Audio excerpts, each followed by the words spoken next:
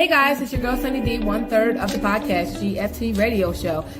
What up, though? It's your boy Willie Stylez from the GFT Radio Show.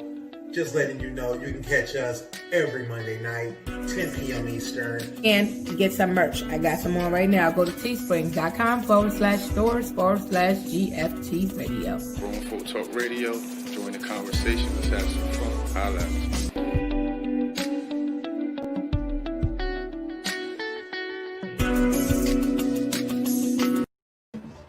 What up, though? It's your boy Willie Stylez in the building. It's a Stylez Radio or a Stylez Takeover. It's Stylez Takeover today with Willie Stylez. But guess what? I have some friends. What up, though? Peace. What's good? So, we were supposed to not do a show tonight, but I decided I'm going to do a show anyway. So I called upon my homies, Smooth and Dame, Smooth and Silk. So definitely appreciate you fellas coming through to help me do this show tonight. And basically what I was going to do is just answer some questions, take some questions from the audience, from the comments. I did have a little bit of a laundry list of questions, so we can all jump in on the questions and do what we do. Yes, sir. Yes, sir. I'm gonna try to stick around as long as possible. You know what I mean? You feel me? But I'm ready. Let's get to it. All right, for sure. All right, so first things first. What I did want to do is just kind of talk about what I did this weekend. Went to my homie's call him Uncle Vinny. He had a first 1 year anniversary of his cigar shop. That's where the picture from the thing came from.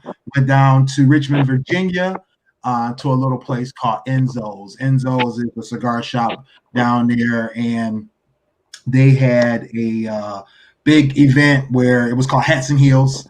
So that's why I had my had the little hat going on. I'm glad you didn't say heels. Our friendship. No, I did not have heels on. Thank God. And so I definitely had a great time hanging out with the fam. A couple of my boys. It was their brother and uncle who had has the shop down there, and so we did our thing. Had a great time. Big event. So this is Enzo's. This is basically the front lobby here. Man, I'm telling you, awesome place to go chill, smoke a cigar. They teach you everything you need to know about cigar etiquette. So I definitely enjoyed that. And later on in the weekend, we ended up heading out or having the event itself. Trying to kick over to the. I had to show your boy had to come through. You know what? When you sent those pictures originally, I'm like, dude, you look like you 20 years younger. No, I appreciate that. Yeah. Appreciate it. The workout's working. Oh yeah, the workout's definitely working. Definitely making me feel younger. I guess like Dame said, making me look younger. See, right there. Yeah. Definitely enjoyed myself. Just enjoying the crowd, enjoying the, everybody was tested before he went in. So it was a great turnout. He definitely had a lot of what they call a lot of members and a lot of supporters there that definitely made it a great night. So we had a great time with it. So definitely enjoyed getting out down to Richmond, Virginia. Make sure y'all go check out Enzo's if you're in the Richmond area or in the DMV area as well. It's just a quick hop from DC. I think it's like an hour and a half from DC, as well as just about 15-20 minutes from some of the main cities over there in DMV. So definitely go check out Enzo's. All right, so like Smooth said, let's get to the questions. Wait. I'm telling the listeners now, for your drinking pleasure, Patron, Anejo. I gotta zoom in. What you got there? Oh, you got You that can't see it come. Añejo? Añejo Patron. All right, all right. Is that the extra? Yes. Okay, no doubt. Smooth. Love it. I got some orange juice. Uh-huh. Oh, you got Now the orange juice this. going. What else you got there, Dame? You got this Cantera. Smoother. So Dame special ordered that Cantera Negra. It's you said it's a pretty smooth. It's a Smoother. Yeah. It's smoother than the Patron, actually. Okay. Loving it. Nice. Loving it. I send them the invoice in a minute for plugging them. Right, exactly. No doubt. Yeah, I'm just sipping on some margarita tonight. Had to grab a little something simple. I had some fish tacos for dinner, so I had to do it fully Mexican style. But I got yours coming next week, Will. Okay, for sure. I'm with it. All right. So to start off with, I did find a question in Twitch. Shout out to the folks over at Twitch. They come through and check us out. Look how we have a couple of viewers over on Twitch right now. Shout out to the Twitch viewers. And so one of the questions that came through, actually give me a second. I'm going to pop it into a banner. And oops, I'll put it into one banner. Here we go. All right. So first question. Would you rather eat everything you see or lick everything you see? Kind of a strange question, but I think it may have come from one of our Would You Rather shows. And when I saw it, I was like I don't want to do either. But I mean, if I'm stuck on one or the other, personally, I would say I would just rather lick everything because, like I don't know if you know, but babies, that's how they use their extrasensory. They initially need to taste everything that they see, anything new, anything special that they think is maybe important or they think that is interesting. They like to taste it. So go back to my baby days. And you say your son. my son aims for my controller all the time. My headphones, my garbage can. I'm like, no, stop, no. No doubt. Hey, Brittany. Hey, BB. What's going on, Britt? Glad you could join us. Looks like Britt's joining us from YouTube. I don't know who's on from Twitch yet, but I see a couple people over there. But yeah, this question came from Twitch. Would you rather eat everything you see or lick everything you see? So Dame, I'll go with you. What do you think? What do you think you would rather do? Is there an option C where I can just walk away? There's no option C. You got to do one or the other. Yeah. Well, since I'm not ingesting it, but I'm just licking it. Yeah, I guess. Yeah. I guess just lick it. What about you, Smooth? Yeah, if I have to choose between the two, I'm gonna have to go with lick. Just for the perfect explanation you gave, I don't have to ingest it. Mm-hmm. I don't have to worry about it destroying my insides. You know what I mean?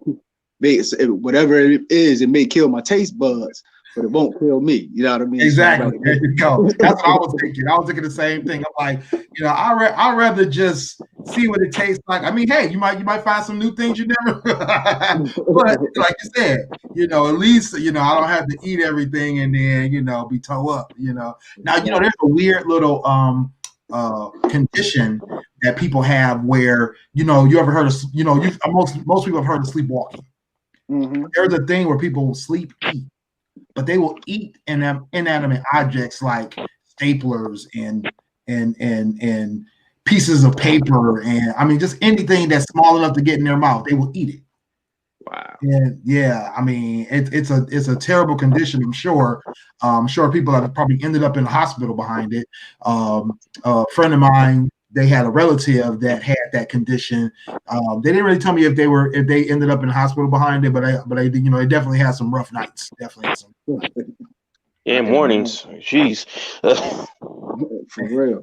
I couldn't imagine. So definitely shout out to anybody who's got to deal with that as a condition. That's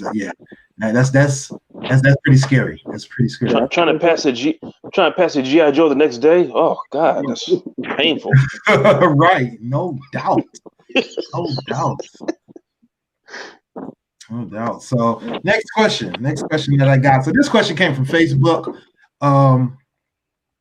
And it was part of a group that I'm in, and we were all answering this question in the group. So this question, if you've ever heard of catfishing, the question is, have you ever been weight fished? Yes. So basically, what happens is a lot of people, mainly females, will take pictures of themselves, neck up, right, exactly, upper body only, stuff like that. And you meet them, and they're a little bit bigger than they kind of portrayed themselves. I won't say portray, because it's not like some people are asking, but as they've presented themselves, right? So they take the most best looking side, right? So we say. I mean, if anybody ever noticed, I like to kind of lean to this side because I would say this is my good side. I be side fishing chicks, but have you ever been weight fished? So let's start with you, Smooth. Let's go back to you. Have you ever been weight fished? Yes, I definitely have. But it wasn't like I was upset. I was just disappointed that she lied, or that she, like you said, she portrayed herself to be something she wasn't. Mm-hmm. When she really didn't have to do that. You know what I mean? But it was before. It wasn't even a picture. It was just like on a phone.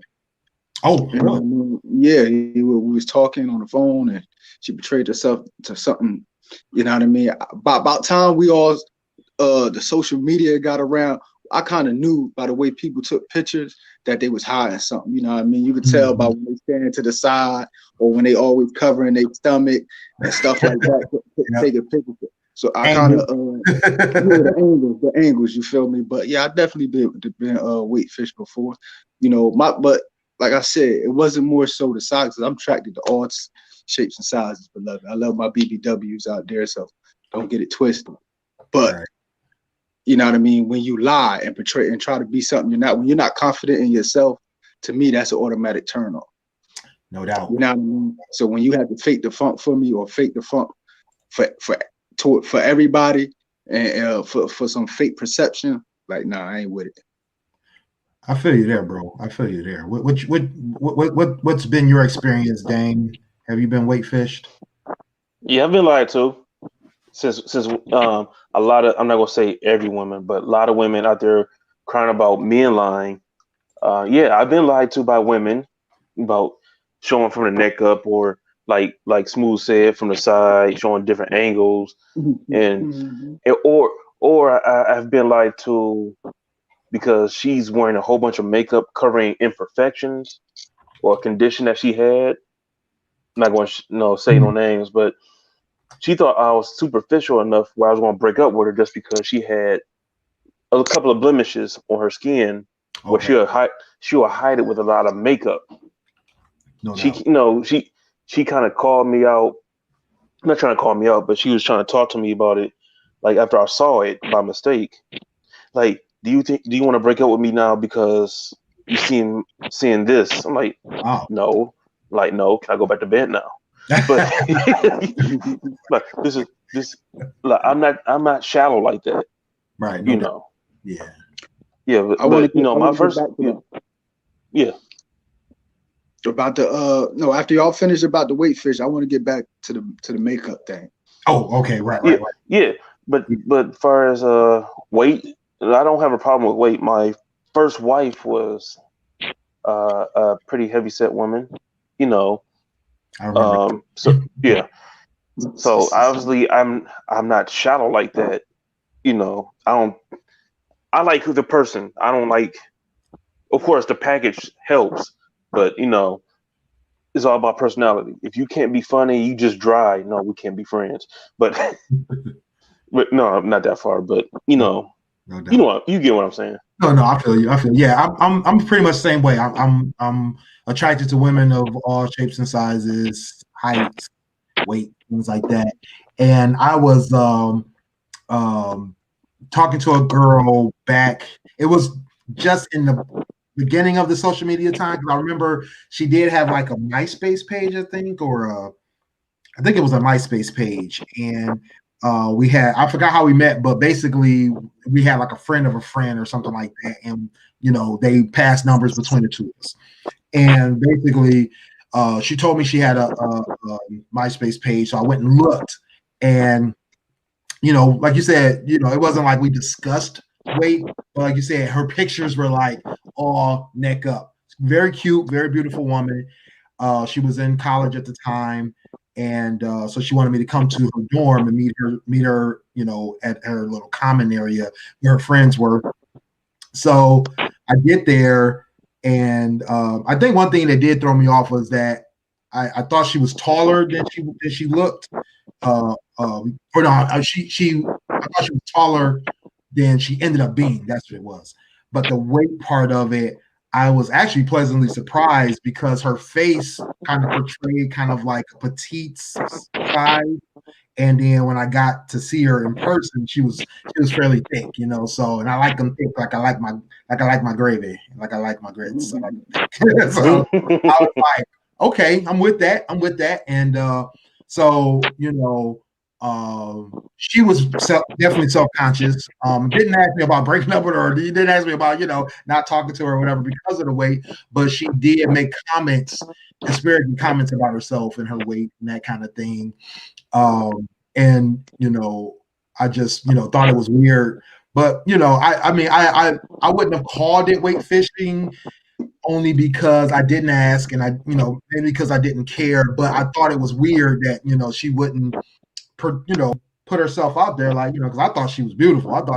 But again, this was at a time when we didn't really have Instagram where thick models are a big thing, right? So that they embody what's the word when like right now body image was not preached back then, right? So we saw a lot of people feeling kind of pretty much down on themselves because they felt like they didn't fit a certain image.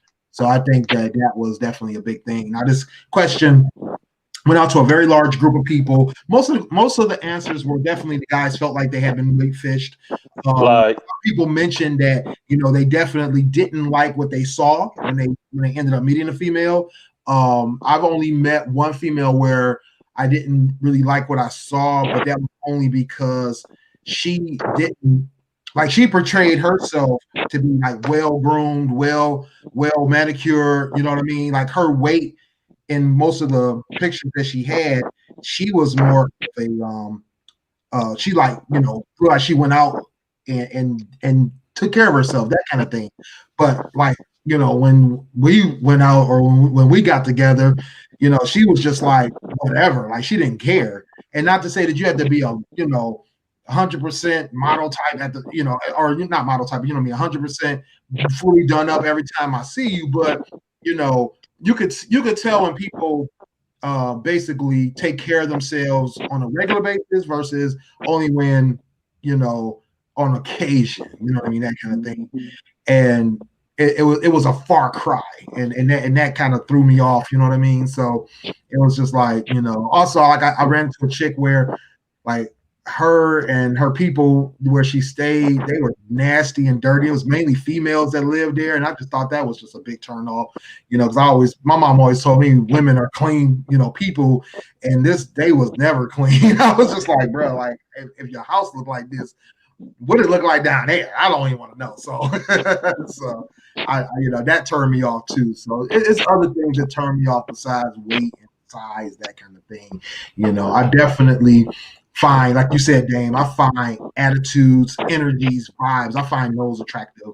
I got lucky with my girl, she a bad one, but but when it comes to just who I choose, it has nothing to do with their beauty or their face or their weight or anything like that. It's more to do with what's what their conversations like, what their goals are like, what their just what's on their head, what's in their head. That's what I care about mostly. So yeah. But going back to the makeup thing, I definitely agree. Smooth. I definitely agree that women are very, very not all women, of course, not all women, but there's a lot of women that are out there that will totally they'll be a whole different person with the makeup on. whole totally different person. So and that's just that's why I let it be known, like, I'm really not attracted to women who wear a lot of makeup. Mm-hmm. You feel me? So I tend, because I've experienced that before, like, once you take the makeup off, you know, you're a totally different person. Right. You feel me? It's like, and then it's almost look clownish to me. I'm sorry. Like, as some, like, all that caked up makeup, like, a little bit is cool, but for me, like, that's totally unattractive to me. When a woman wears a lot of makeup all the time, like, I've never thought it was cute.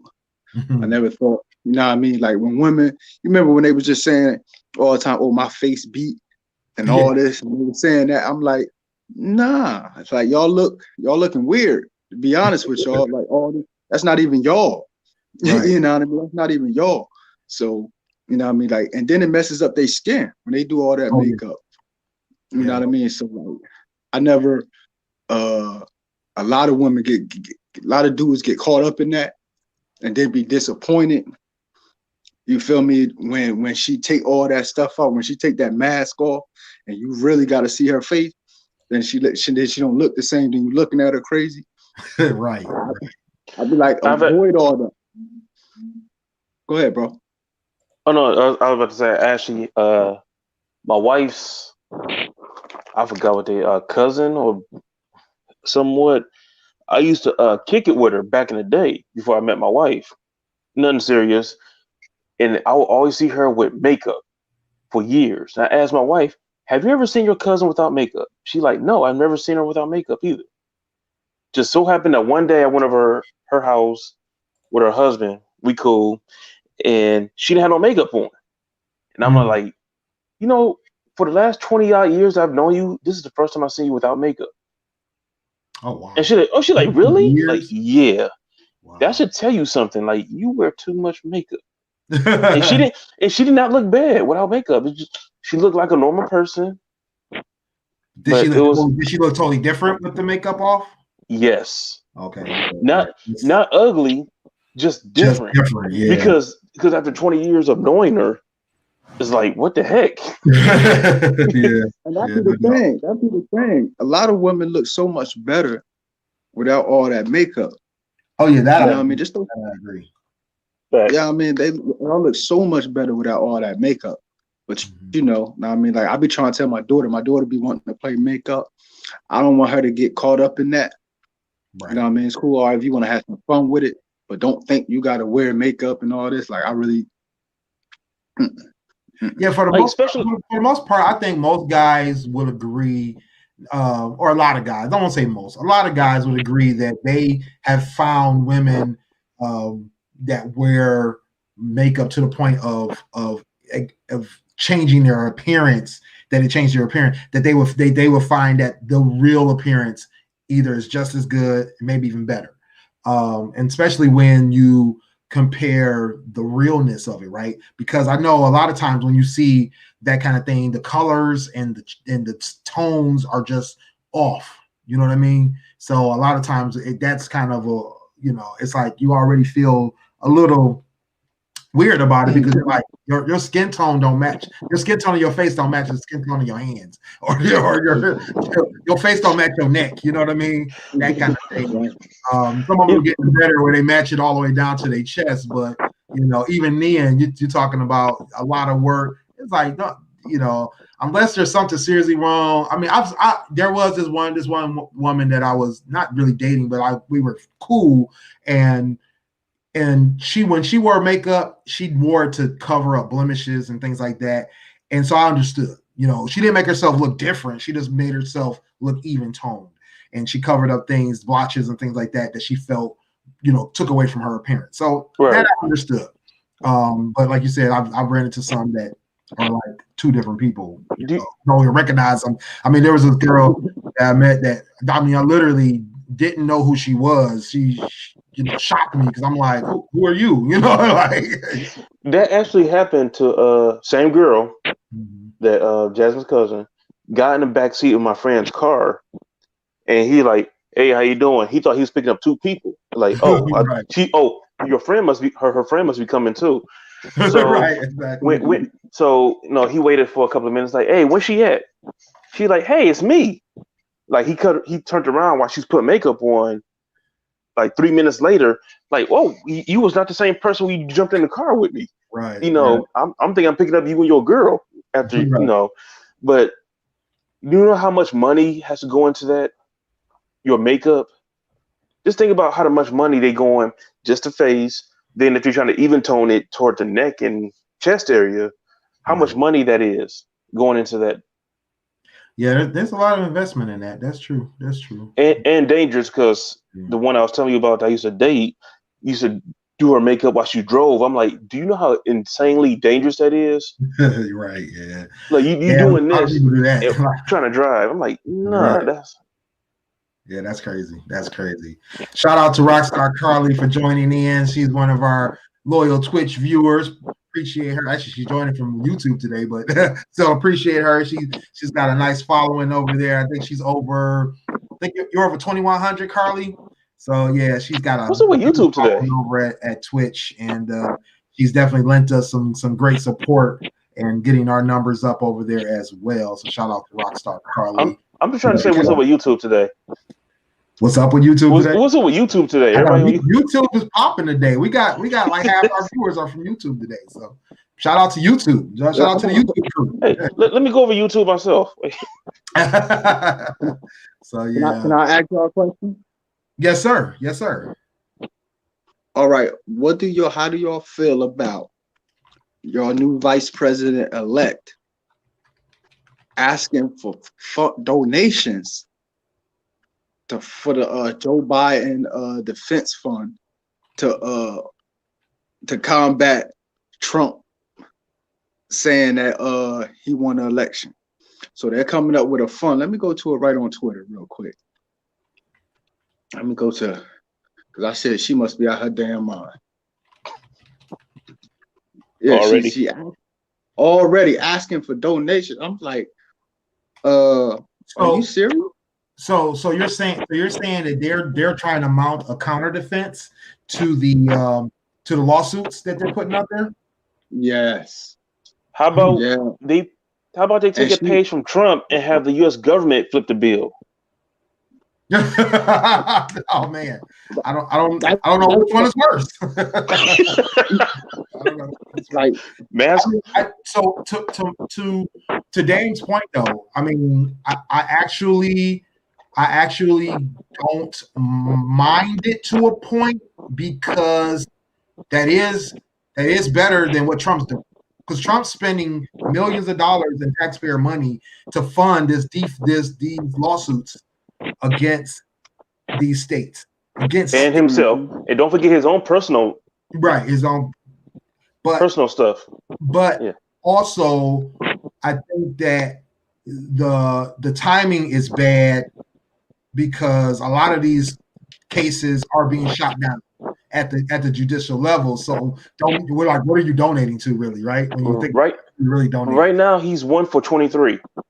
It's called he's 1 for 20. It's called the Biden Fight Fund. Fight Fund. Yeah, she said Trump and the Republicans are trying to dismantle our decisive victories with baseless lawsuits. We need your help to fund the legal work necessary to protect every vote. If you can't afford to, contribute to the Biden Fight Fund today. Yeah. And so, I mean, I like that idea of grassroots, contributions. They do it all the time anyway. I like that idea. I just think the timing is kind of a little off. This would have been something that would have been probably a little bit more pertinent about 2 weeks ago when the situation first kind of popped. But I think, like you said, at this point, we already know that a lot of this is getting shot down, so there's going to be no point to it. It's also going to be one of those situations of, I think this is more killing Trump's reputation and his bid for 24 presidency run that he's really that his family wants him to really go after. I don't see that this is going to do him any favors with this, sore loser stance that he's taking. I mean, there's a lot of support for it. A lot of supporters are pushing the agenda of the rigged election and all that kind of stuff. But there's no evidence of it. All of the officials are pretty much denouncing it. Even there's Republicans that are telling him, chill with this. This is not a good look. This is not what we want to do. So I don't see it. I don't see any of this as beneficial. But I also feel that it's more detrimental. It's one thing if we feel like if we are staunch Democrats or if we are heavy into anti-Trumpdom and we want to donate, we can do that out of our own want and desire. But what Trump is doing, using government resources to start this fight, is ridiculous and it's wasteful, and we have no choice. It's taking money out of the budget. I don't know what budget, but it's taking money out of a budget to fund this fight. And it's always funny to me how a lot of these Republicans, a lot of how these government officials will say how there's no money to do this and no money to do that. We can't fund art. We can't fund this. But then as soon as they have stuff like this pop up, all of a sudden they got $88 million to throw at. Exactly. All of a sudden they got $43 million to throw at recounting some votes. All of a sudden they got, it's ridiculous to me because, they can magically make money appear when they want it. But when we need it, all of a sudden their hands are tied and they don't know what else to do. And you want universal health care. Oh, that's socialism. Oh, you want this? That's socialism. But as soon as y'all need something, y'all take it right out the pot. There's a reason why he wants. Okay. No, go ahead, bro. Go ahead. No, there's a reason why he's trying to fight to stay in the White House. Because once he gets out, all those lawsuits, he can't clap. Yeah, exactly. Because like Mueller said, if he wasn't president today, he can get charged with some crimes that he investigated.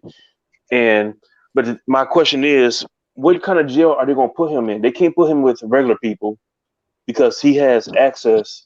Because as a president of the United States or former president of the United States, they have access for the rest of their life on political issues from across seas. Anything that arises, they got privy to. They're privileged to. Like Obama still get information from foreign governments, and whatever's going on with the nation.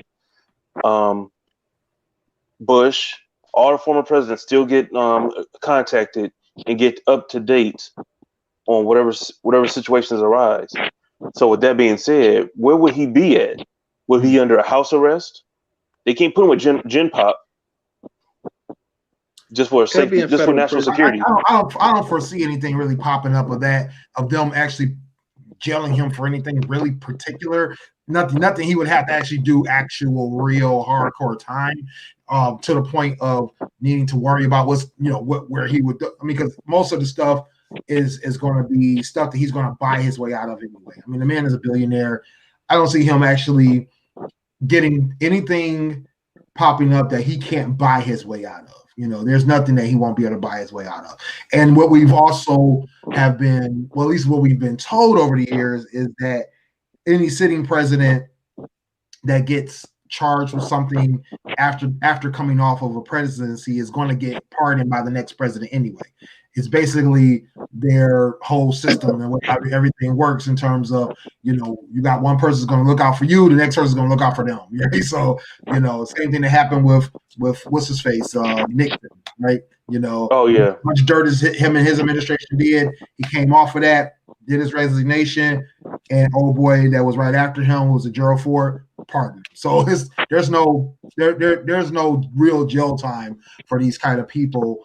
But to your point, I think it does help delay some of that for him. He doesn't have to worry about it by being president for a longer period of time, as well as I see it as just his way of continuing to make his mark. I mean, the biggest thing is what we know about Trump is he doesn't like to lose. He doesn't like to lose. He doesn't like to be wrong. He doesn't like to look like he's wrong. He doesn't like to look like he's losing. So his thing is always going to be, I want to be the man on top. Mm-hmm. Mm-hmm. I totally agree. My only thing with the donation thing, with just asking people to donate, was we're going through a whole nother lockdown right now. More people about to lose some more jobs, more businesses about to fold. You know what I mean? We're about to get hit hard again. Now's not the time for Trump to be doing what he's doing, holding up the transition. You feel me? I think that's real ignorant, and but we all know he's self-serving. He's egomaniacal. So you know that's he's a sociopath basically, and that's what they do. You feel me? Make it all about them. But on the other side, I feel like, you know what I mean, stay on the right side of right. He can. Stay on the right side of right. You know what I mean? History will be on your side. You know, like you said, like Dame said, what they 1 for 22 or 1 for 23? 1 for 23 right now. Yep. 1 for 23 with the lawsuits. You don't need no fun. You feel me? You don't need to be asking no people for no money. You know what I mean? People already out here hurting. Your focus should be on doing what you can or what you should be doing for the transition. And that's it at this point. He got about 2 more months. You feel me? He got a little over 60 days, about 70 days before he up out of there. You know what I mean? What is it, like January 20th or 22nd? 22nd? Yeah, so he'll be up out of there in about 60 days, 60 plus days. So like just fall back. And next I wanted to ask y'all before I get up out of here about the MAGA rally that they just had in DC. Here's my thing. And you know, everybody know I'm an independent, so I don't have no horse. My horse lost a long time ago. You feel me? My horse ain't had no chance in the race, but I still voted for my horse because that's what my voice was like. Nah. I voted for Howie Hawkins. I voted for Howie Hawkins and Angela Walker. That's who I voted for. Howie Hawkins and Angela Walker. Angela Walker was a black woman too, and she was on the vice president ticket. But the Green Party. Yeah, the Green Party. So my thing is this though. My issue with a lot of Democrats is they feel like they can punch, and don't expect people to punch back.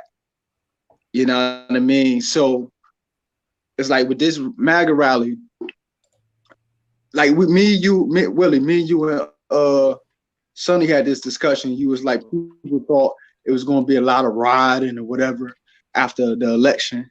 And I'm like, and I was saying then it wasn't going to be no different from any other time. But for 4 years, while this man been in president, you have everybody that's against him calling everybody who voted for him a racist, a bigot, stupid, you know what I mean? They've been calling them all these types of names. It's like at some point you got to expect them people to fight back. You can't keep punching somebody, you know what I mean, and then expect them not to punch back. And I feel like this at that MAGA rally, that was their chance to punch back. And a lot of people, it was some incidents there because it was a counter rally there too. Right, the F Trump rally. Yeah, the F Trump rally. And they was trying to be, and some of them was antagonistic. Some of them approached them people and they got their ass whooped. You feel me? And then you got people on the internet, oh, look how violent these protesters is. Well, look what y'all bringing to them too. You know what I mean? Just as much as y'all want the right to say what y'all want to say and feel how y'all want to feel, they got that same right too. You feel me? Y'all know they lost. Y'all know it's over for them. Let them have their chance to speak their mind and get their last feelings off, so they can go off into the, you know what I mean, into the darkness. But what y'all do? Y'all want to antagonize them. Y'all want to go out there. Y'all want to butt heads with them, and it's just gonna add fuel to the fire. Exactly. Now, to your point, real time with Bill Maher. I don't know did I send this to you, Will? Mm-hmm. He actually talked about Democrats. He's a Democrat. He dogs Republicans he dogs both parties. He tells it like it is. I was gonna say that I didn't know he was a Democrat because he gets on both of their asses. Yeah, but he went. Let's see if I can send it to you real quick. It was about 8 minutes. I don't have your number, Smooth, so I'll have Willie send it to you. But he went on a Democrats. Okay. He went on them. Like he just told it like it is. Like, you know, because for the people who are most woke, obviously America had a problem with Trump as president. But far as the leaders, the Senate and and the House, they still voted for a Republican. That means something is wrong with you. He actually gave the illustration of if someone gave you popcorn mixed with turd and someone sat around, ate the turd and gave back the popcorn, that means something's wrong with the popcorn. That's the illustration he get. He like you have to take a look at yourself to see what's wrong with you. That's what basically he was saying. Yeah, that's crazy. I was about to say, like, what the heck? That's his analogy. That's his analogy, not me. Mine are much more funnier. So, but no doubt. I mean, I think that I agree with Smooth. The Million MAGA March was definitely a time when we should have. Well, not we, but people should have let them just do their thing and just get it out their system, move on. I think the antagonistic part of it, which we knew was going to happen, once they announced that there was going to be a anti-Trump rally down the street. I don't know how far it was. It couldn't have been far though, because I know it was like close enough that they marched right past the other rally, and then, like you said, there was a lot of antagonistic things happening there. There was also just random people on the street, just yelling at the Million MAGA March people, and I think they got somewhere around, the estimate was like around 5,000 or 7,000 people actually came out. So I just found it disrespectful they called it the Million MAGA March, just because it was a play on the Million Man March, and that was just not. I wasn't feeling that part of it.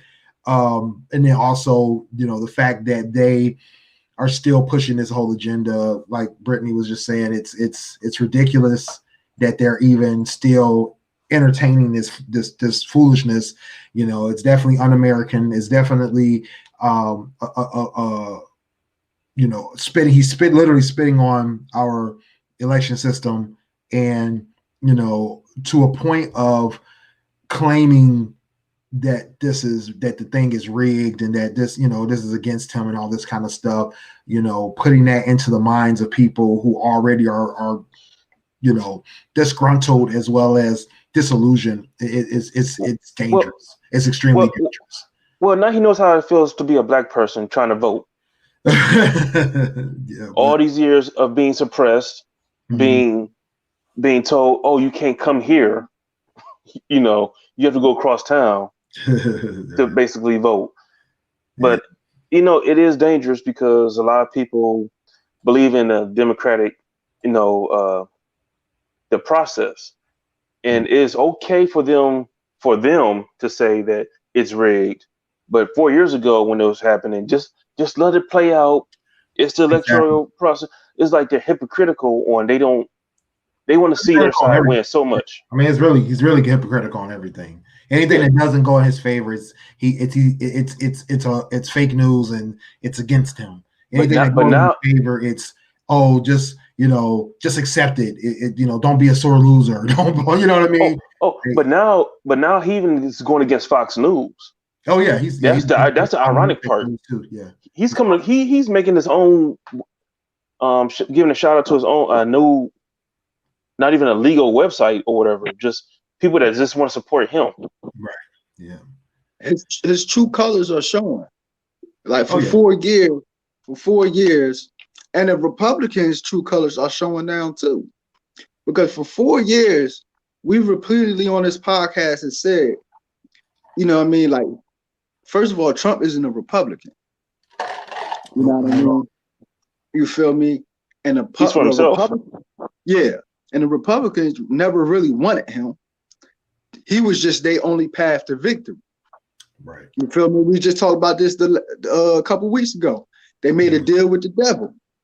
Right. You know what I mean? They made the deal with the devil. And now that they see that deal is going up in flames, you see a lot of them turning their back on him. Right. You know what I mean? They're turning their back on him. They want him to concede. A lot of them, you got before the election, they switched sides. Yeah. You feel me? Or I wouldn't say switch sides. They just voted for the other side because they didn't want him in. You know what I mean? They still wanted to win the Senate and all of that, but they didn't want that man representing them as president anymore. You feel me? And like this, but this is what you get when you have a dominant two-party system. True. You feel me? This is exactly what you get when you have a dominant two-party system. To be quite honest, this man, I don't care about his racism. Like I always said, I don't believe he's racist. I believe he's an opportunist. You feel me? That's the ist. I believe he is. I think it's both. It may be. I just think that man aside with anybody. If all the black folk start riding with Trump right now, and the Spanish people start riding with Trump, Trump will be out here in a sombrero with red, green, and black. You know what I mean? Exactly. You feel me? Fight the power. You feel me? Right. He don't care. Black lives really mattered then if they was all word is bond.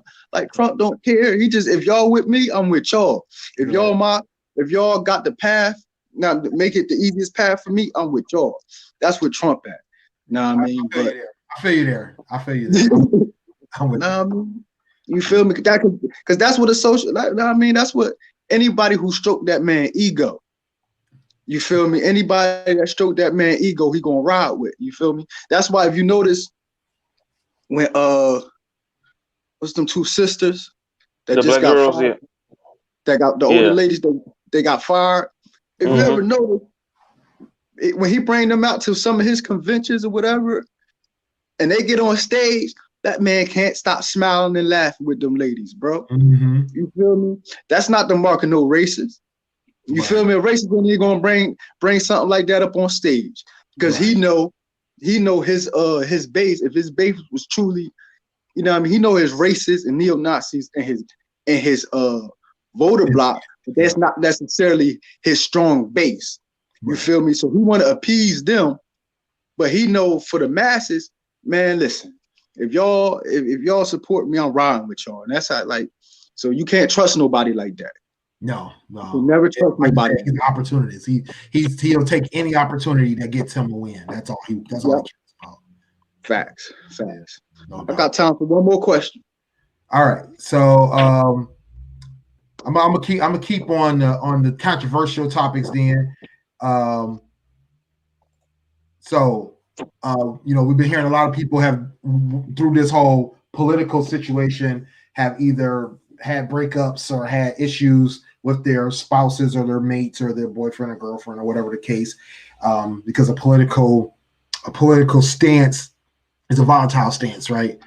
But I know a few months ago, or maybe almost a year ago now, we had a conversation about religion. So what do you think about, through all of this, would religion be a deal breaker, a dating deal breaker for you? And I know I think you actually have made a few comments about this recently, Smooth, but I wanted to revisit this question because I don't think I really had a chance to talk about it. But would religion difference be a deal breaker, a dating deal breaker for you right now? Versus Dan. You want me to go first? Yeah. I know you got to go. So yeah, go ahead. You can go first. All right, I'll start from the beginning. If you would have asked me 10 years ago, I'm like, nah, it ain't no deal breaker, because I've seen couples with different religious views work. Mm-hmm. You know what I mean? But once I've lived it and experienced it for myself, I can never do that again. Mm-hmm. I can never. If we have different religious views, we can be friends.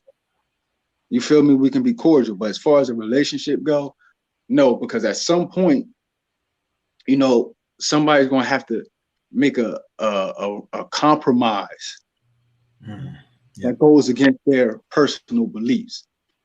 And, when you put somebody in that position, it makes them question their own beliefs. And then in turn, resentment will build towards you. That's you know what I mean? I've experienced that. You know what I mean? The worst, if it's authentic, like say if me and you having the discussions about religion, and I make a point, or you make a point to me to make me question what I believe in, that's something totally different. Right. You know what I mean? But when you're in a relationship, it's a give and take. So certain things you always gonna have to compromise on. And if you can't, certain things you have to compromise on. And if you got two, headstrong people, and if you're a devout Christian and say I'm a devout Muslim or whatever, it's like it's going at some point we're gonna bump heads. Right. You feel me? At some point, or say if you're an agnostic or whatever, atheist, at some point we're gonna come to an impasse. And one of us gotta concede for the other in order for it to work. You know what I mean? And I was in that position where I conceded. Okay. You know what I mean? To where, okay, y'all know I ain't no Christian. I ain't about to sit up here. You know what I mean? Like I've studied everything though. You know what I mean? I can have a fluid conversation with any imam, any reverend, whoever y'all want to go get. We can get to it. You understand? But that's not me. You know what I mean? I'll be lying. I even took my shahada before. I told y'all that. I took my shahada before. You know what I mean? But once you do more studying and once you learn to think for yourself, you start to question different things. So, but I was in a position where I could, where I conceded, and I was like, all right, she a Christian. For me to make this work, I love her. I feel like she loved me. Boom. I'm gonna go to church sometime with her because that was a big thing for her. You know what I mean? That was a major thing for her. But she can tell, like, I'll be sitting in there and I'm like, that's great. I'm saying to myself, and I, like, that don't mean that. Right. You know what I mean? Like, what's going on in here? Like, I could feel the phoniness. I could just feel it, and she could feel it. So at some point, she started resenting me because it's like, damn, this is who I am. I can't be me 100% because you don't respect a certain part of me. Right. You feel me? And, and that was the beginning of it. That was the beginning, the end right there. You know what I mean? So going forward, I can never, if we got different ideologies, it'll never work. It'll never work because I'm too strong-minded.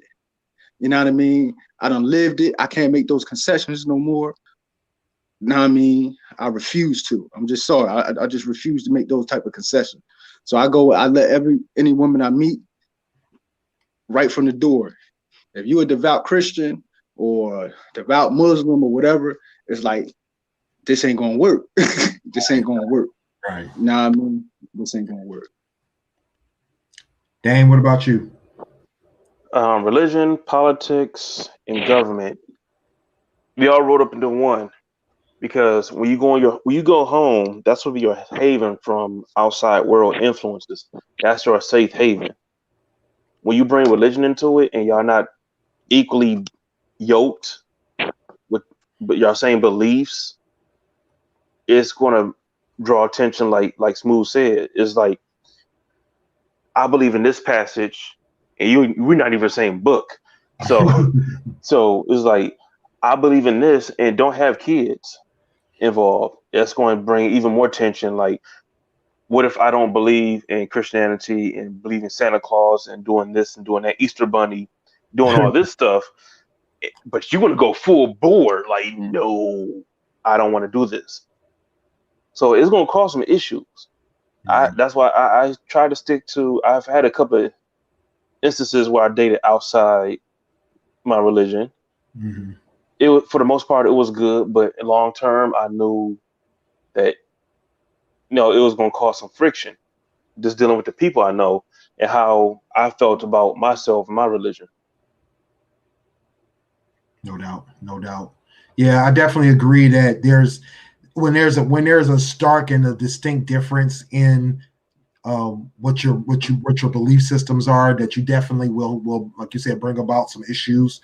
You'll bring about some conflicts. And I like what you said about that, Smooth, in terms of you know, having to make that compromise or having to concede, right, and being able to live with yourself after that. And if you can't live with yourself after that, then that creates a whole nother problem, because and not only will that person may end up resenting you because you're probably, you know, having to fake it for them, but also you're going to resent them, you know, the other way. You're going to resent them. You know, I had a situation where I was dating this girl and she's got this, you know, very almost black and white belief system in what she believes in. And it's all or nothing, right? And for me, it's not all or nothing. You know, I feel like I have these roots in certain pieces of Christianity. I have these morals and these values that are rooted either in some parts of the Christian religion, but also, or Christianity as a religion, but also just in, you know, the whole, I just want to be a good person. I want I want to be a good person in the community. I want to be a good person to my family. And you know, that might fit some things there, but it's not based religiously. It's just based on just common sense stuff, right? And you know, I have my skepticisms about certain things. I have, you know, I've always told people, like, I don't really like organized religion. Like, I really don't. I disdain organized religion, because organized religion, just like government, just like politics, creates problems, creates issues. I mean, name two systems that create the most wars: government and religion. Organized religion and government creates the most wars. It's in the Bible that people fight more for God than anything else, you know, outside of land, right? You know, if it's not about land, it's about God, and sometimes it's the two are the same. Yep. And I think that some people will take those extremes and they'll run with them, and then other people like me are like, you know, I can do it without that, you know. So my spiritual beliefs may not match up with the other person's religious beliefs, right? We may both find ourselves to be quote unquote Christian, but I may not spiritually feel that I need to be linked up with you religiously, right? As well as the way you worship, right? I'm all for learning, getting an understanding. I mean, this is the reason why I've studied with Jehovah's Witnesses, is because I always felt like they had this handle on how to really teach what's in the Bible, versus going to certain Christian churches that have no clue either. I won't say they all have no clue what they're doing, but they don't take the time to really teach you. They don't want you to learn. You know, they would prefer that you stay stupid. You know, they had no context. They provide no context. Exactly. Provide no context. You'll use one scripture, preach a 2-hour sermon on one scripture just to bend the things to their will, right? What's wrong with that? I think that a lot of times the way you worship also can be in conflict. You know, I can have the same belief system that you do religiously, but if you're going to a church that tells you one thing and my church is telling me something different, or like Dan mentioned, you know, I've met women who were heavy into Christmas, but also into Halloween too. And it's like, I can't do that. You know, I really can't I can't call myself a Christian and then celebrate Halloween. I just can't do Why that. not? What's wrong with that? Oh, wait, makes no sense to me. Like, I've gone to churches that, or, you know, I've been to church. I've been to churches that celebrate Halloween in the church. Like, crazy to me, you know? So, but that's like you said, it's something, you know, either you're going to concede and just allow, or you're going to reject, and then you may have to make either a compromise, or you may have to have this fight, right? So I definitely agree that sometimes you have to have this either similarity or you know, maybe the same, you know, be in the same church or the same organization, or at least have the same mindset to really make things comfortable, you know. Now, I've seen people with conflicting views make it work. I have seen that, but I have to believe somebody's making a concession there, and somebody's not 100% happy with what they've had to do. You know what I mean? Because I've seen it. The one thing I've seen it in, and the lady was the one who actually got my mom into the Jehovah's Witness. Her husband, you feel me? He ain't believe none of that, which was odd to me because she was so devout and gung ho with it, yet the husband had nothing to do with it. You know what I mean? He didn't go to no meetings, no Bible studies, none of that. So my thing, so like, you know, like you said, I don't know deep down because I used to always ask my mom, like, so how do she feel about that? Like, how did the woman and she was like, it's just that's her husband. She's committed to her husband, but she's also, you know what I mean, God first. So she served God first, and the husband just accepts that. You know what I mean? But I always wonder, like, but do she accept that from her husband? Right. You know what I mean? Like she not in any conflict, and she couldn't give me no answer to that. Yeah. My only way I can reconcile that is, you feel me? They had to come to an understanding early on, and their bond was so strong, their love for each other was so strong that they was willing to weather that storm. Mm-hmm. Now, if you willing to weather that storm, then so be it. But me, I say avoid the storm. You feel me? Because it could wash, that storm could wash everything away. True. You understand? Everybody ain't built for that. Everybody foundation ain't built for that. Your land ain't built for that. So, you know what I mean?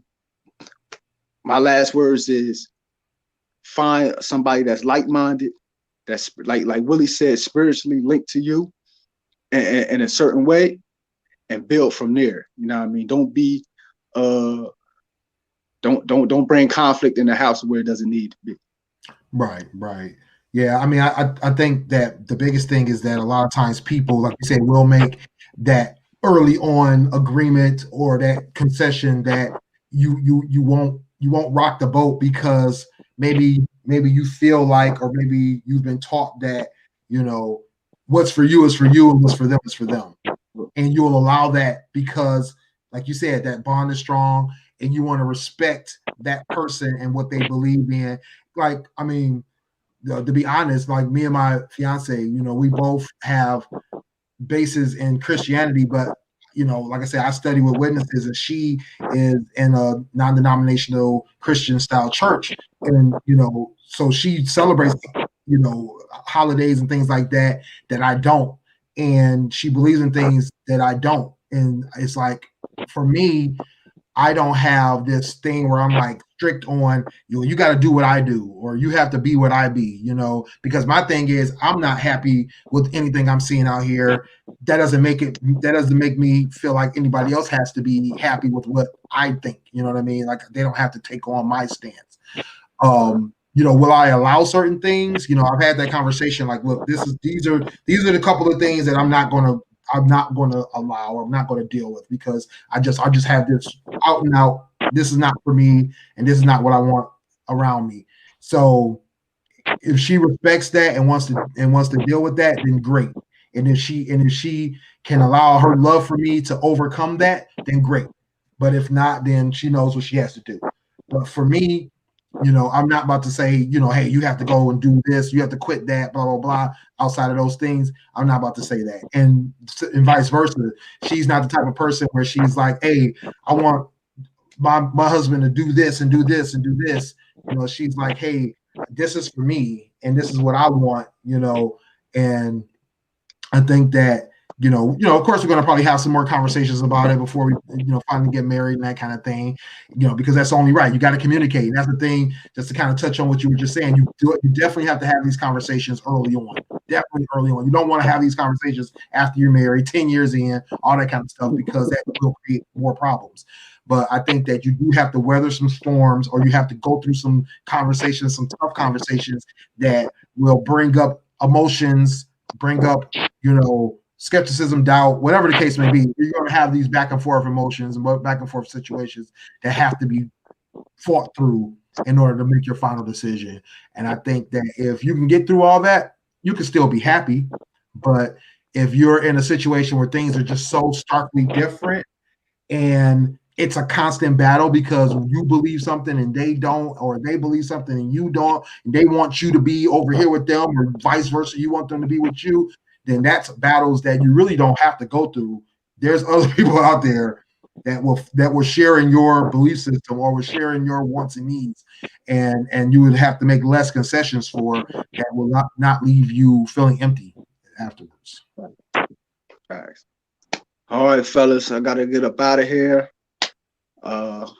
See y'all in 7 days. Yes, sir. Yes, sir. Make sure y'all get at Smooth. Let them know, Smooth, where they can find you. Y'all can holler at me on Twitter at eTrentonGrooming.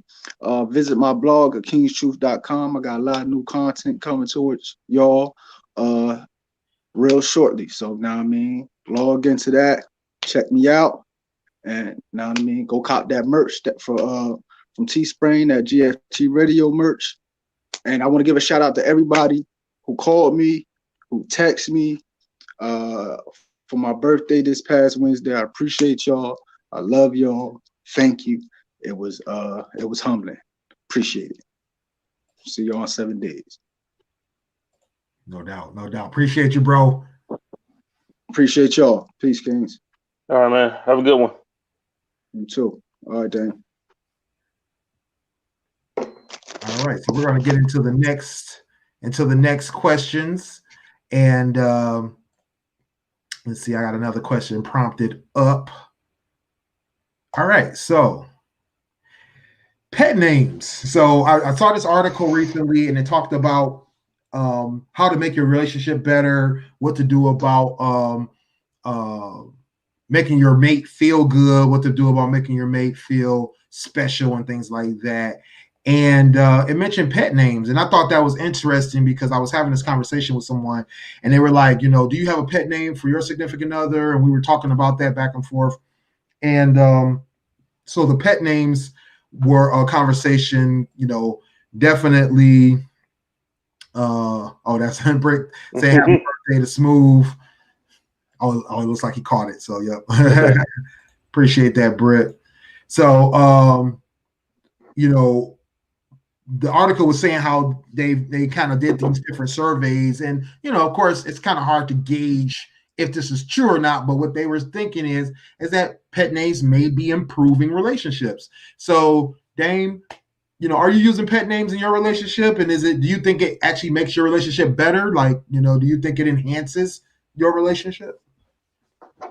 Just another name. Yes, I have a couple of names for her, my wife. Enhance it? I don't know. I never thought about it. It's like just something that, because stuff that she likes. Yeah, I'm sorry. Yeah, I don't think they're necessary either, but it does give a little personal, intimate level with that person. Like something I call her, and like I don't call her a lot of stuff in front of other people because that's between us. You know what I'm saying? Like her height. I have a nickname for her height. Her skin tone.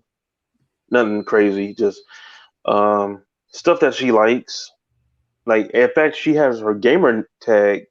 I actually gave her a gamer tag for her video games because she likes certain things. Okay. So, and she has a couple of names for me too. But now since we have kids, you can't say those because this is a family show. I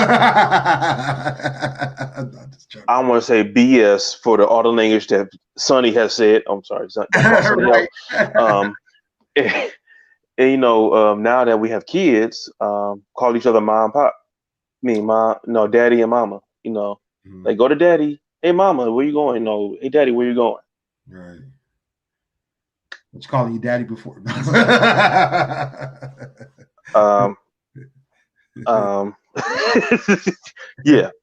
I'm gonna say yeah. Hey, she is listening. So yeah, so I Miss you, Sonny. I guess Brittany definitely agrees with you. She says pet names are cute, and but she doesn't think they're necessary, and they definitely shouldn't be forced. So I definitely agree with that. They definitely shouldn't be forced. That's weird. Yeah, You're like trying to force a pet name on somebody. It's not. I'm gonna It has call to be natural. I'm gonna call you Binky Bobby, and no matter what you say, like that'd be kind of weird. Bobby. But I definitely think that if it's natural, if it just pops out, and then the person is feeling it, I think it definitely. I think pet names make people feel special. It makes them feel uniquely connected to you in a way. And what I mean by that is that, especially when you're giving them a pet name that they probably either never been called before, or something that they feel some kind of special thing from you, right? You know what I mean? For your relationship. With the whole gamer tag situation, she probably felt special being called that, and then she, to the point where she's like, I want to share this with the world. This is, a name that, I feel like I like being called. And I think that when you're using that pet name, I think it kind of enhances the maybe the conversation or the engagement of what you're doing, and how you're interacting with each other, instead of just being Jasmine and Damon, that's boring. Everybody calls you Jasmine and Damon, but like you said, names that you're giving her that you can't even say on the radio because, it's between the two of you. I'm sure that's special for her. You know what I mean? I'm sure that that's something that she either appreciates, or she thinks that it was cute or nice, or maybe even special for you to even come up with, and probably makes her feel a certain, special kind of way when you use it. Because I know when I have had, pet names given to me, it's only happened like maybe once or twice.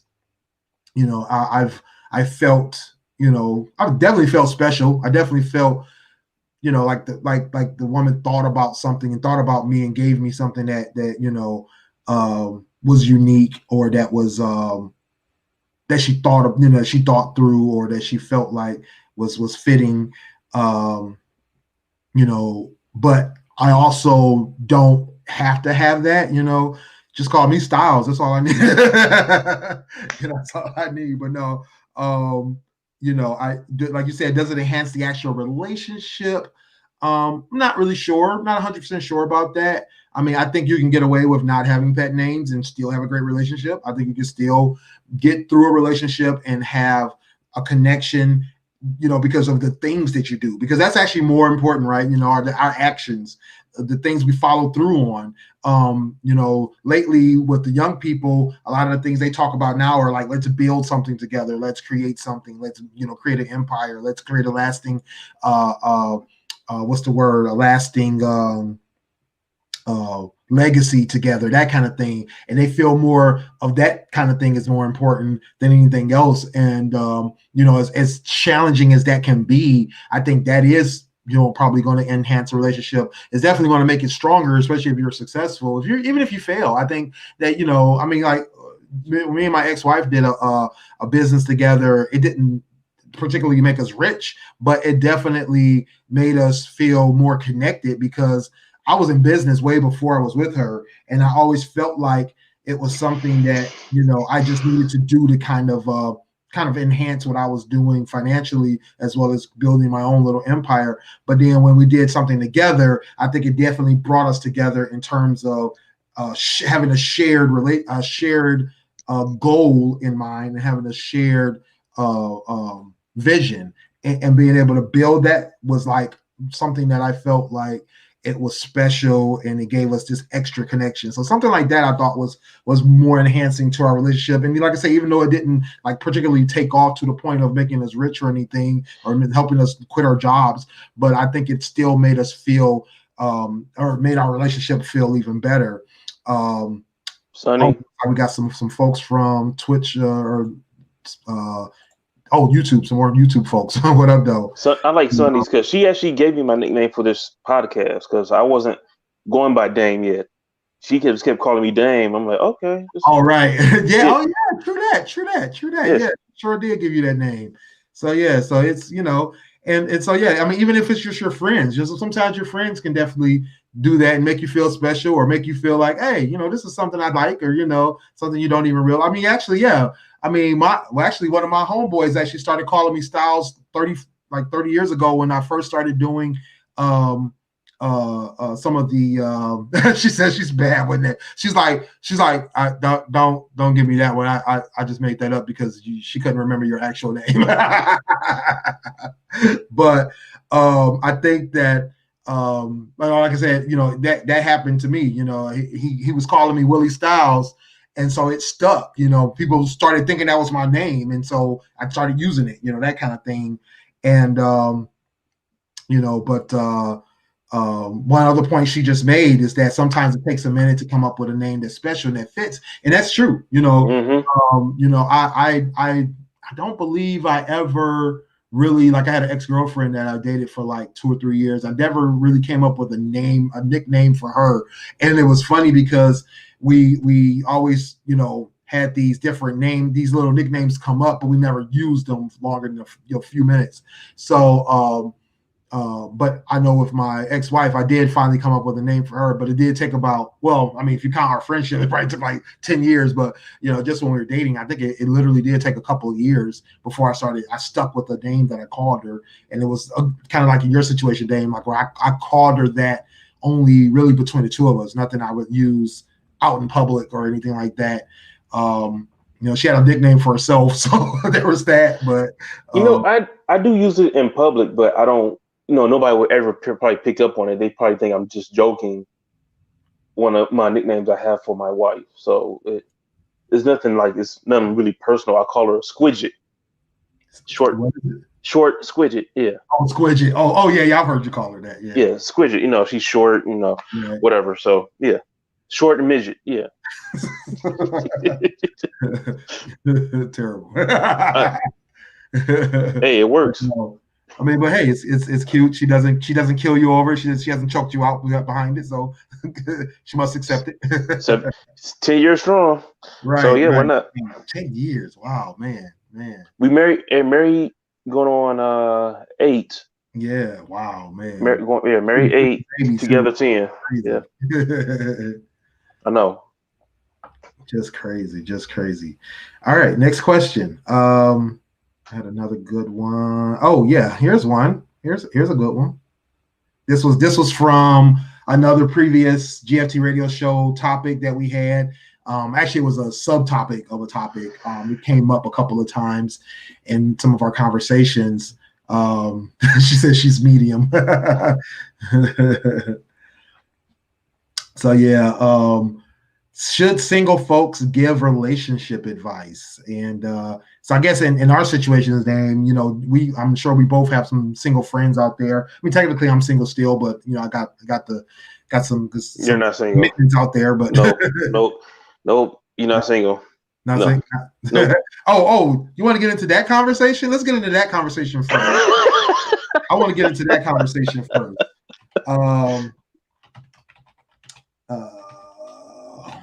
Hold on, let's see. Here we go. So, are you single when you're unmarried or when you're uncommitted? So basically, are you still single all the way up until you get married and then you become not single? Or are you not single once you're just committed to someone?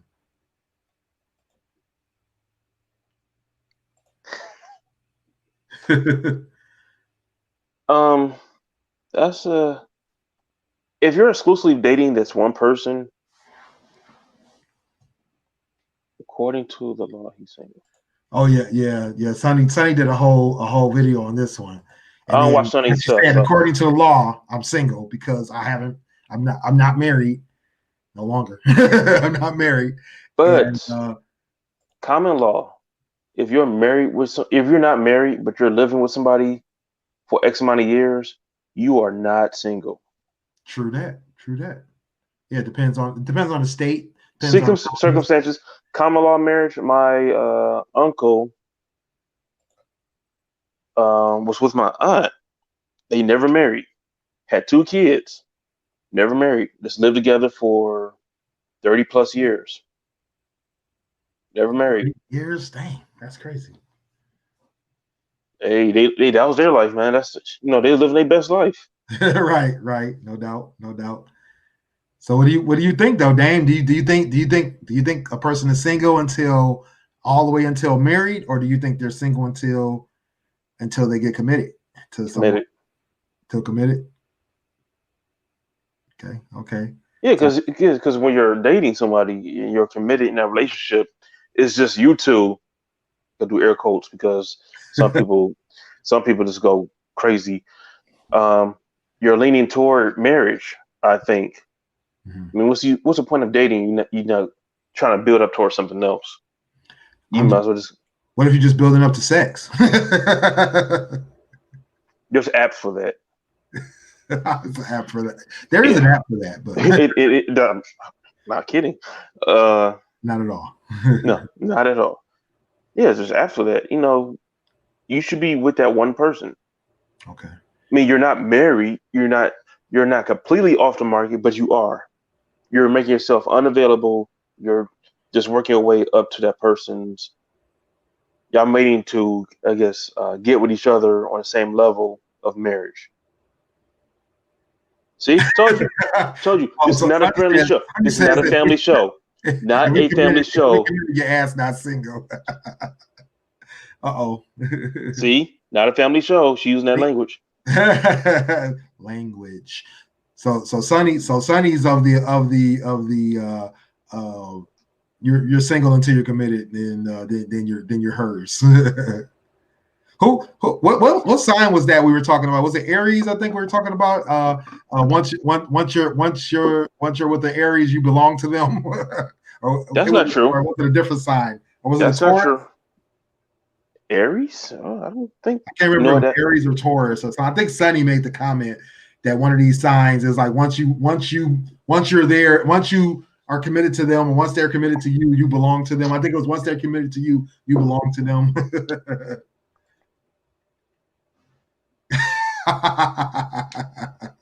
Don't make me give your government name out. All right, she said it was Taurus. She said it was Taurus. Don't make me give your government name out.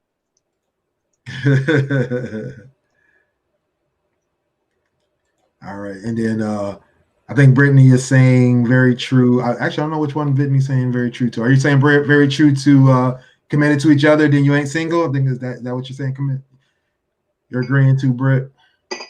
So for me, I definitely agree that if you're in a relationship that you purport to be committed to another person, then very true for Aries. Oh, so it's an Aries and Taurus thing. I think actually, Brittany, you're an Aries too, right? So I am too. That's what I'm saying. Well, I think this may be for females, Dame. I don't know if this is a trait. Yeah. No. Don't feel like anything belongs to them. No, you have to take that back because we have a friend whose ex-husband or husband, depending on what mood they are in, act just like a female. I ain't trying to say the name out. What's good, brother? Appreciate you. I ain't trying to say the name out. We're talking about being single until you're unmarried or till you're uncommitted. What do you think, John? Let us know. Let us know in the comments. Do you think that you're single until you're no longer married, or do you think you're single only until you're committed to someone? So, like I was saying, I think that she said it's for all Taurus folks. We like that. You belong to us, but you don't. But you don't. But you do. I think she's there basically. Even if you don't think so, you still belong to them, because she definitely said that in the video. I remember. Yeah, she said it on the podcast too. I believe now that I remember correctly, I believe Brittany also made that comment during one of the game nights, and she made the comment about Aries being very possessive of the people that they're with, and how you're basically theirs too. So yeah. So if you get with an Aries or you get with a Taurus, you better be ready to be committed. You better be you not single no more. You know? What's your birthday, Britt? That's what I want to know. So yeah, you're a March Aries, right, Dame? 28. Yeah, so she's April. She said we like stake and claim. No doubt, no doubt. So so definitely, like I said, I definitely believe that once you consider yourself in a committed relationship, you're no longer single. I think people like to use the whole thing of the law and like, oh, you're not married until you have a ring and said your vows and blah blah blah. But I think if you're, like you said, Dame, if you're building up to this marriage, to a whole marriage, then you should consider yourself single. You should no longer consider yourself single once you start that journey into the marriage. You definitely want to start considering yourself committed, at least if you're not gonna. I mean, you're not gonna say that you're married. You're not that, because that's not true. But you're gonna at least say that you're committed. You're no longer single. You're committed. Right. If that's the case, it won't be so many hurt feelings when people hook up with somebody before they get married. If you think about it, like, I'm single. If it was a whole single until married situation. Yeah. People won't be so hurt. People won't be so butthurt. Well, like you're saying, you're staking a claim to someone, and they should be doing the same for you, so that way you're both on the same page and you're both moving towards the same goal, right? When you're moving towards that same goal, nobody should be hurt, or somebody should hurt. Nobody should be hurting each other. Nobody should be doing something outside of it. She said, yeah, most people don't like sharing. That's true. There's a lot of people out there that just selfish. No, they want what they want and nobody else to have it. So there's that. So definitely, you definitely have, and I guess have that conversation. We always talk about having conversations, having communication with your mate. With the person that you're dating, the person that you're with, the person that you want to be staking claim to. Have that conversation. Make sure they understand that you're now theirs, and that they can't. No.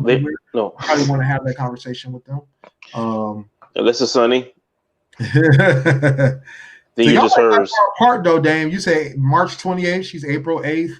That's but I do know that sometimes months make a difference. So maybe it's a month thing. Maybe it's it's a Pittsburgh Detroit thing. It's a Pittsburgh Detroit 313 versus the 412. Yep. No doubt.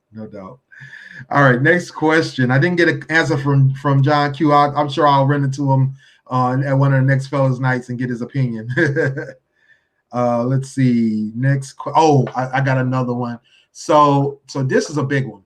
All right. So let me go to the screenshot. This will probably be our last question of the night. Ladies, tell me what you think of this question. So this was a question that I got.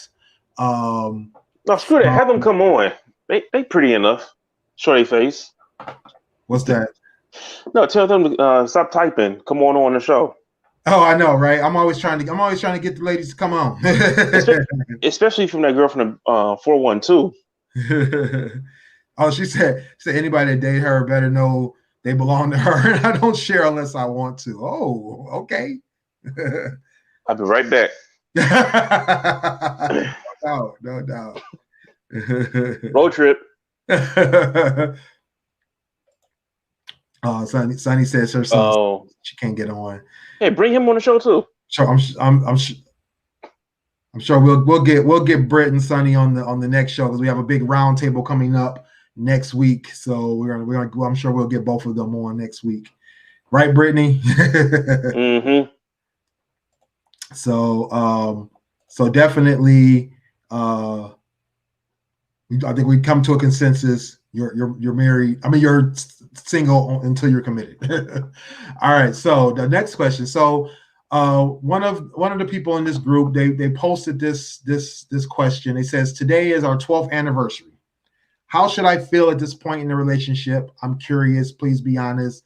Tell if you're married, single, or in a long-term relationship. So basically, he asked the question after 12 years of marriage. Next week, Brittany, be ready. Look uncrazy next week so that we can have you on the show. So after 12 long years of marriage, how should he feel about his relationship at this point? So what do you think, Dane? I mean, is it a good relationship? Should be happy. Is it a bad relationship? They working on fixing it. That's that's all I got. Yeah, I feel you. I can't help. I mean, because you can have everything handed to you and still not be happy in your relationship. Exactly. So it depends on how does he feel about the person. Right. What you put in your relationship is what you get out of it. All right. Jim Animal says that you should feel like you learned something about yourself, either good or bad relationship. I feel you there, Jim Animal. That's true. You definitely, and that's actually what I ended up answering to his question. I did tell him, I told him, honestly that, no one can tell him how to feel about his relationship, right? That Right. we can't. I mean, because like Dame just brought out, is that there's a lot of variables there we don't understand, we don't know. But I told him that I hope that he has a feeling of a sense of gratefulness and accomplishment in the number of years, but also that he either understands if his marriage is healthy or not. If he's learned from the relationship things about himself, things about his relationship with her, things about her, and then have they grown that? Has there been personal growth? Has there been family growth? Have they come up with goals and accomplishments that they should attain over the years? And nicknames. Evaluating their relationship from the standpoint of growth and being together in a healthy relationship. There's so many variables that go into being in a good relationship. Is their communication good? Is their understanding of each other good? Are they making compromises out of love versus out of resentment, right?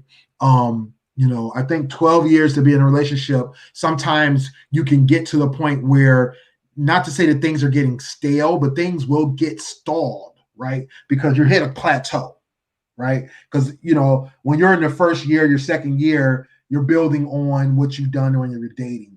And a lot of times people jump into these relationships early or these marriages early, and they may still be learning things about each other. Not to say you don't learn things even years and years and years into a relationship that turns into a marriage, but a lot of times you end up learning things in a relationship because you probably didn't discuss these things prior to marriage. So, are you moving past the plateau? Because at some point, 3, 4, 5 years in, you're going to start to plateau in that relationship. You're either going to reach heights that you've already talked about reaching, and you're going to hit goals and maybe accomplish some things, or maybe not. Maybe you might fail at some things that you have to now move past, right? And I think that a lot of times after you get 5, 6, 7 years in, it happened with my relationship. It was like we got 3, maybe 4 years in, and we had kind of hit some of the goals and some of the things that we wanted to do. We had bought the house already. We had started vacationing. We had started traveling. We had started doing things for the kids. We had kids going into high school, so we were hitting goals, milestones, but we weren't pushing past those and developing new milestones. So we ended up reevaluating things years later and to figure it out, hey, we need to figure out what's next, because we also were growing as people, So I was becoming more responsible as not only as a husband, as a father. I was also becoming more responsible personally to myself and trying to move myself further. So I ended up going back to school. I ended up starting a new business. We started a business together. She went back to school. So there were things that we ended up deciding later on that we needed to do for growing our family, but then also growing ourselves, right? That I was telling him is that sometimes that personal growth is just as important as growing that relationship. That and your likes and dislikes change too. Because sometimes you don't know all your likes. Right. Because you find out like, oh wait, I guess I do like this field. Or like when you both of y'all went back to school, you learn something else more about yourself. Mm-hmm. You bring that to your spouse, and that changes your dynamic of your relationship because that wasn't there before. True. That and your dislikes as well, because you're like, oh my God, I wasted all my time doing this, and I could have been doing this. Right. See, I'm gonna tell you what's your problem now. What happened with your relationship? Y'all wasn't poor enough. Y'all should, if y'all would have been more poor, y'all couldn't have got to y'all plateau as quickly. True that. No, I mean, no, you for real. I mean, not for real, but you're telling the truth there.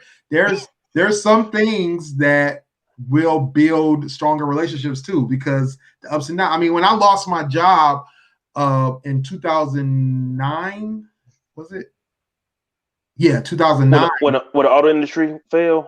No, this was just disputes with the job I had. It had a big dispute, and then hold on, looks like Jim Animals says personal growth is always key, but you cannot expect your partner to grow at the same pace as you. And that's true. That's another thing. You definitely don't want to use your growth as a measurement to your partner's growth. You definitely don't. Or a scapegoat. Right. Exactly. Because it definitely it's not a race. It's a marathon, right? You definitely want to bring each other up, but you also want to do things at your own pace and let them do things at their own pace, because I mean everybody's different, right? You have to be understanding of that.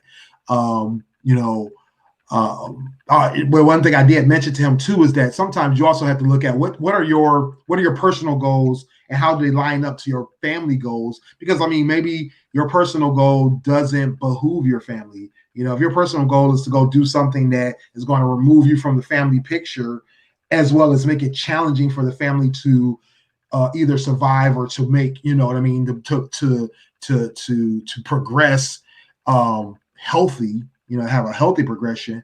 And sometimes you may need to rethink those things, make that compromise, that sacrifice, right? But also bookmark it. Say, hey, I want to become a world-class chef. Not going to work right now while we're trying to get kids through college. What happens when your partner becomes what? She didn't finish. Write that. So what they call it, but bookmark it, because your personal growth can be done. It's just you may need to either delay it or sidetrack it for a minute while you keep your family moving along. Like Dame said, what if you are poor? It's like I can't go back to school to be I don't know, a model, but we need me to continue to be an engineer to get us out of debt, right? Or whatever the case may be. But I think that a lot of times people are not even looking at those goals or looking at that, at least not from the standpoint of trying to improve themselves for the sake of improving themselves, versus constantly saying, I got to pour myself into this family. And then you start to neglect yourself, and then you resent your family behind it, So Sonny says, but what happens when your partner becomes complacent in where you guys are and don't feel the need for further and that can happen too. I mean, I was with a young lady who, we were dating, and I felt like she definitely didn't have the goals, the long-term goal of wanting to improve where we were, and that was a problem for me. And I felt like I needed to be with someone who could see that we needed better long-term goals. I wanted to build something, and at the time it wasn't about me building something with her, but it was building something with her in terms of me and her being in business together, or me and her building this whole thing together. But I felt like it was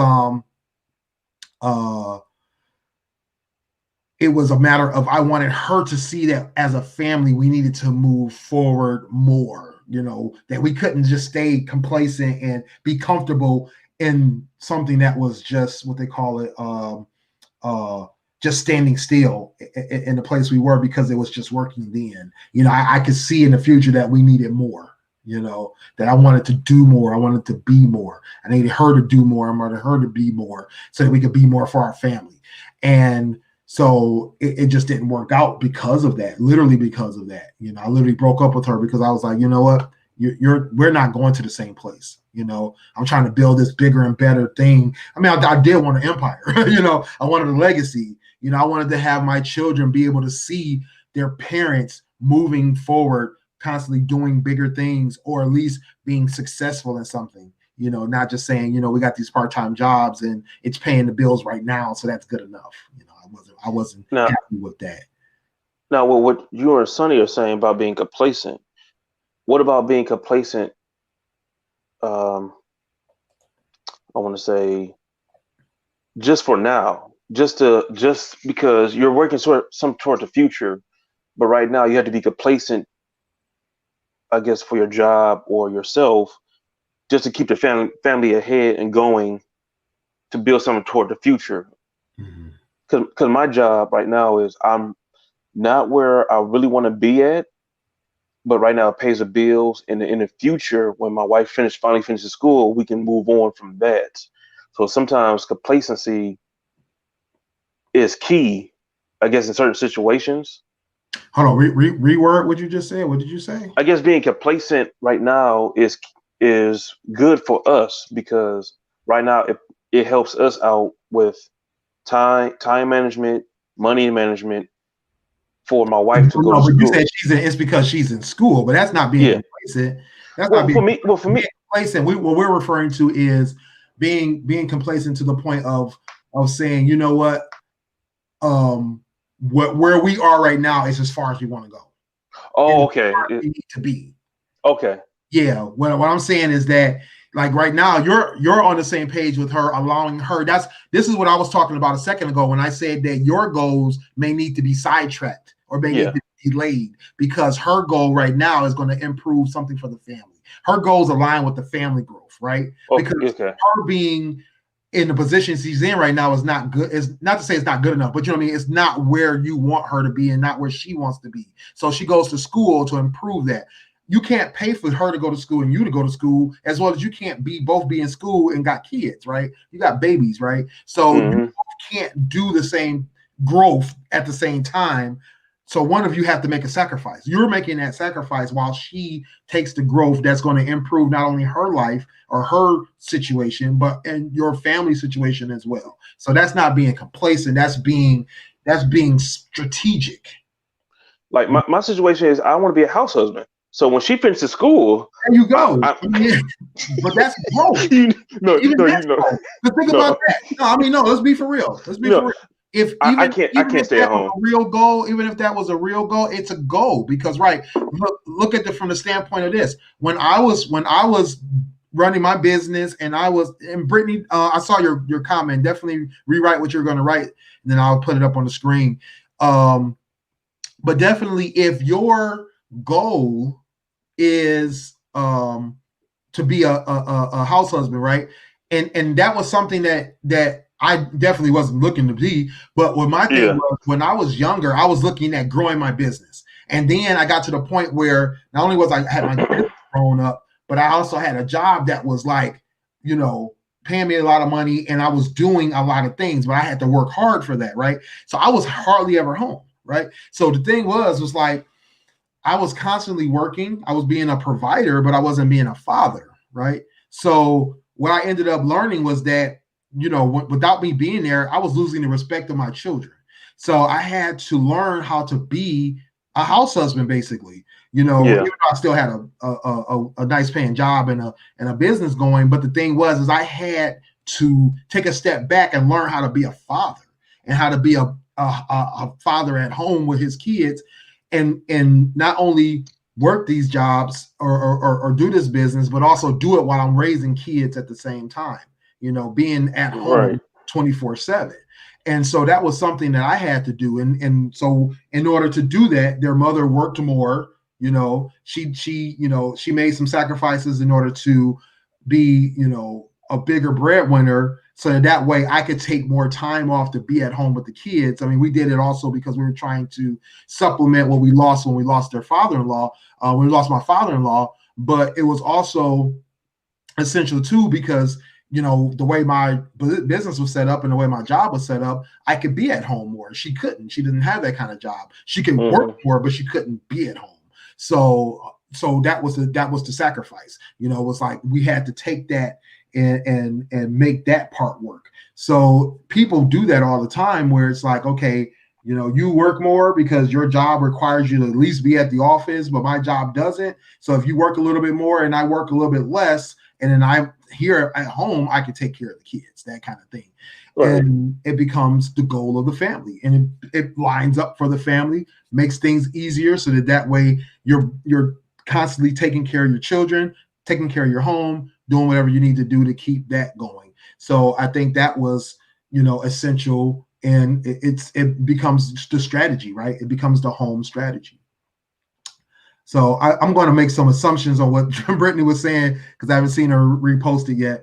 But she did mention that it was true, because she definitely feel like she knows herself more than ever, and that a lot has changed from when she was in her 20s. So I think that's another thing, is that we also grow in these relationships over time, right? So like in his situation, he's been married for 12 years. So you got to imagine whatever amount of time they were dating before they were married, plus those 12 years, I'm sure they've both experienced a lot of personal revelations, not only just growth, but revelations, things that you realize about yourself, things that you discover that, I think you just mentioned it too, Dame, is things that you discover that you like, you dislike, that makes you happy, that you didn't realize before, or that you just change. You just change your mind. You're like, hey, before I didn't like pickles, now I like pickles. Now I want to be a pickle collector, whatever the case may be. So I think that a lot of times that people they suppress some of those things, or they don't make those realizations, and that can hinder your relationships too,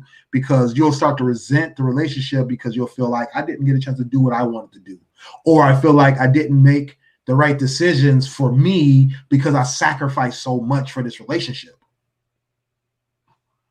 So I think that's something else we always have to recognize, how do you keep your relationship in check and spot issues and inconsistencies in the way that that you're doing things or thinking about things, and keep yourself in check too, because maybe being real with yourself, not lying to yourself, will actually help yourself and your relationship grow too. Not trying to please everybody and the outside appearance, like, oh yeah, he's doing a good job of doing this and doing that, where you don't feel that you're doing a good job, or you're not really doing a good job at all. You just, on the outside, it shows that you're doing a good job, but on the inside, you might be the crappiest person ever. Right. No doubt. You got time for one more? Sure. Sonny agreed with you, Dame. Sonny agreed with you. She did? That part. All right. This is going to be another semi-heavy one. Just going to get our opinion on this next question. Ladies, did y'all have any questions for us? You were definitely willing to answer some questions from the comments. Yeah, call us at 248-734. No, I'm good. All right, so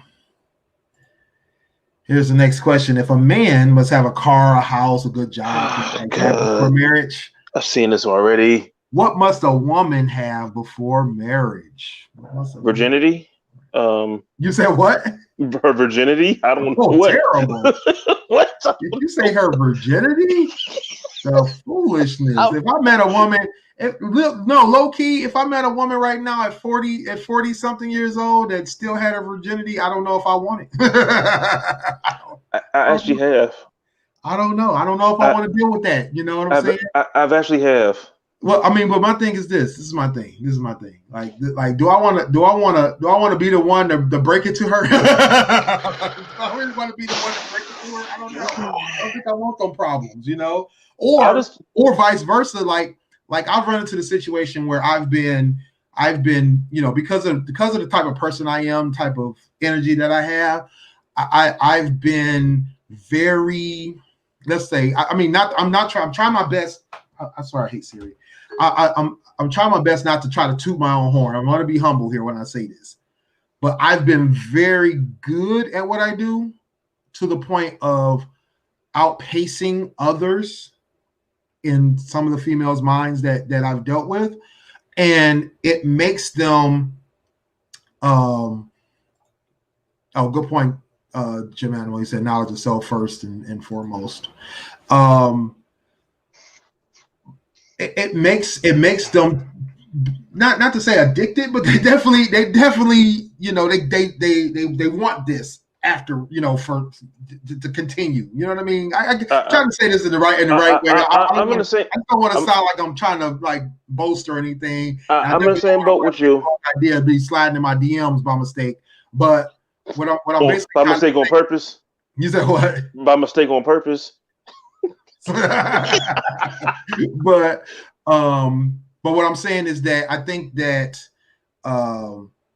it's just something that I just don't want to be responsible for. You know what I'm saying? I wouldn't want that. So definitely no. Being a virgin, no. Don't bring your virginity this way. Not to the West Side.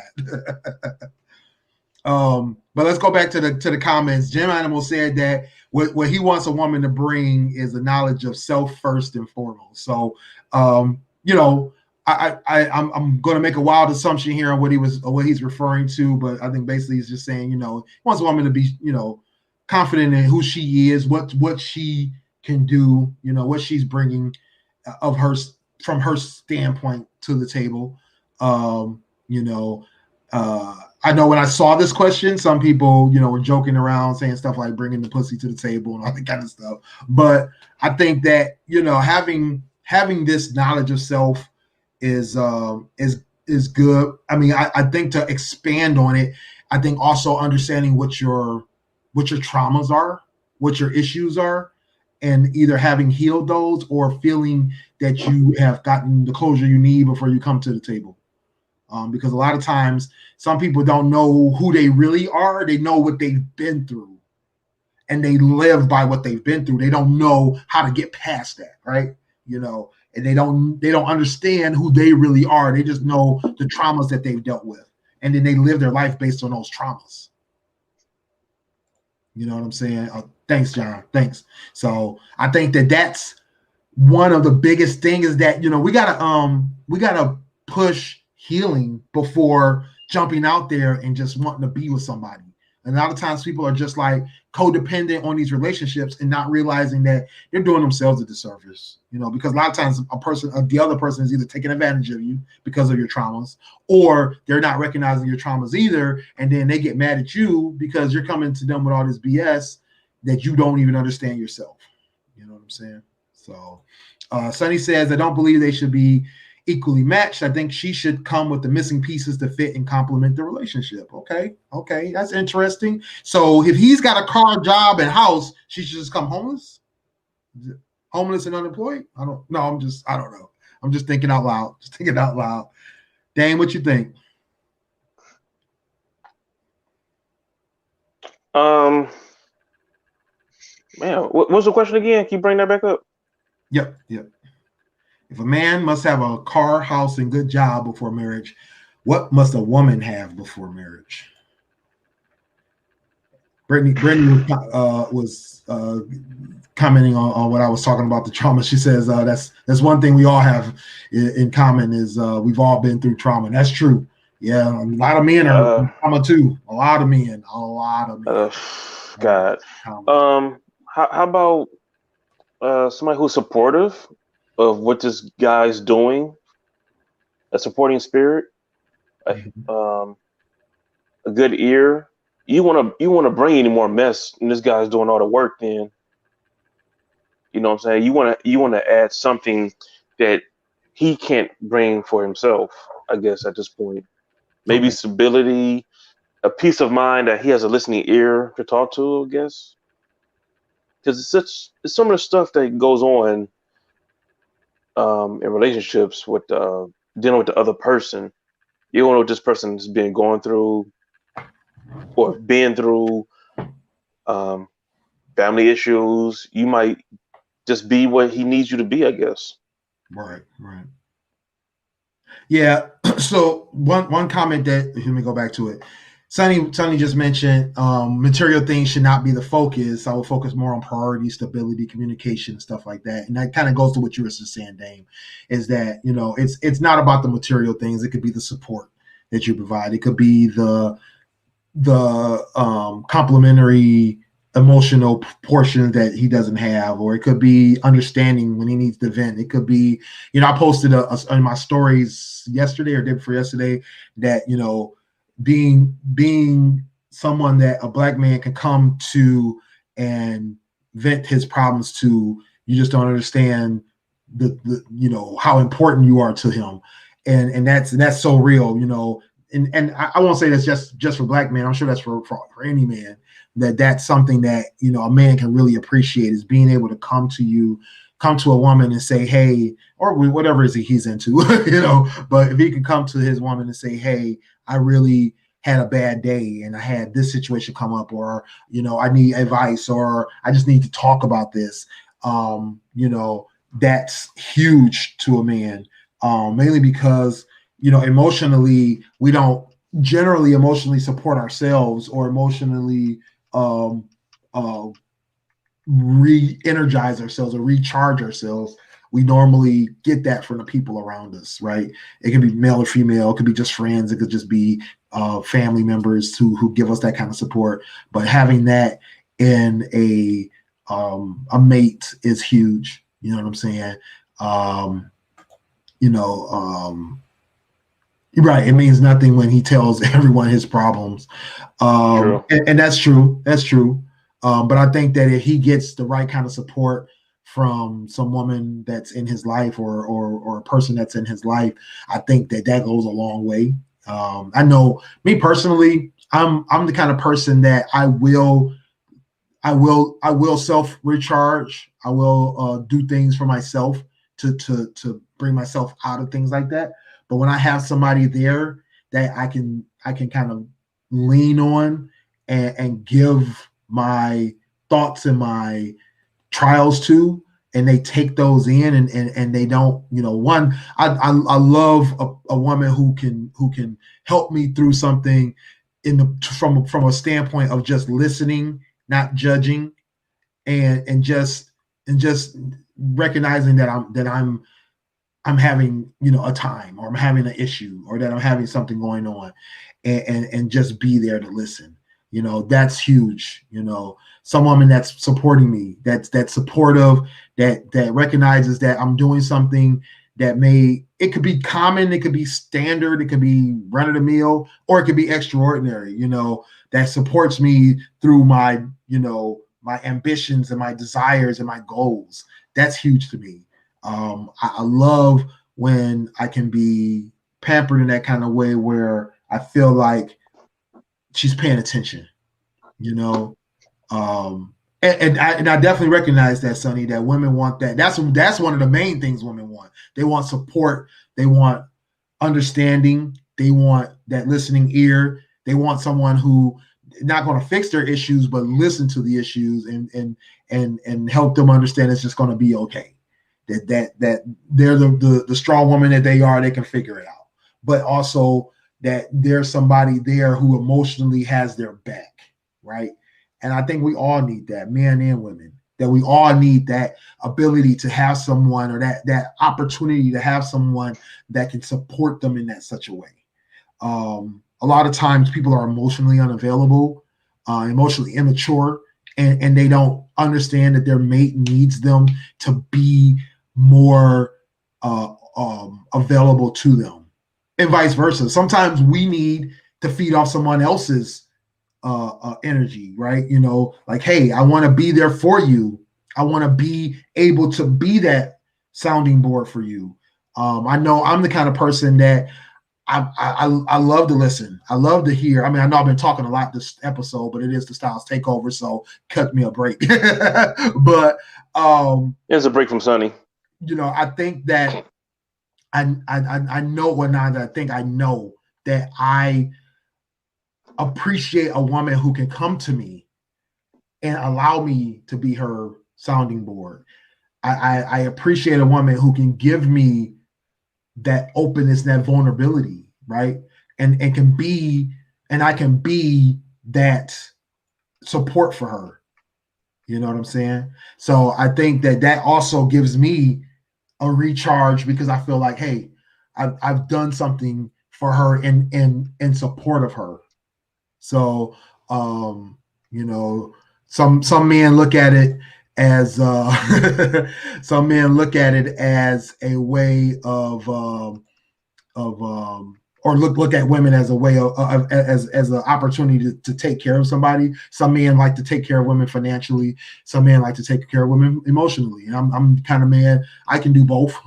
You know, I've been blessed to make enough money to be a financial backing, but also I've been mature. I've grown and matured emotionally enough to be an emotional support as well.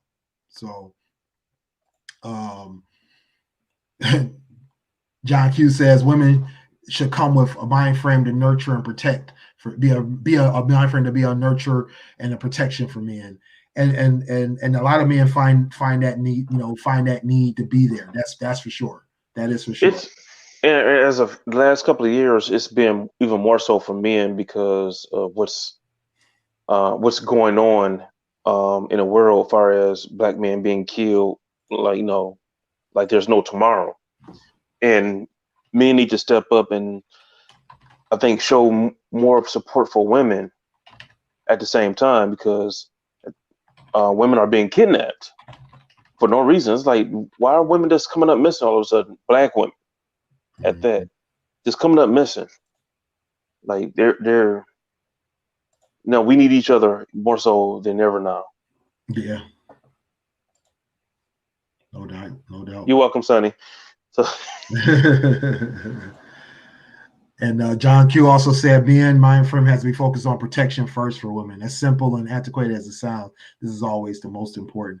I mean, I definitely agree, especially because of the point that I was just mentioning. From the standpoint of an emotional support. Sometimes we can be an emotional protection. We can be a physical protection. We can be a financial stability protection.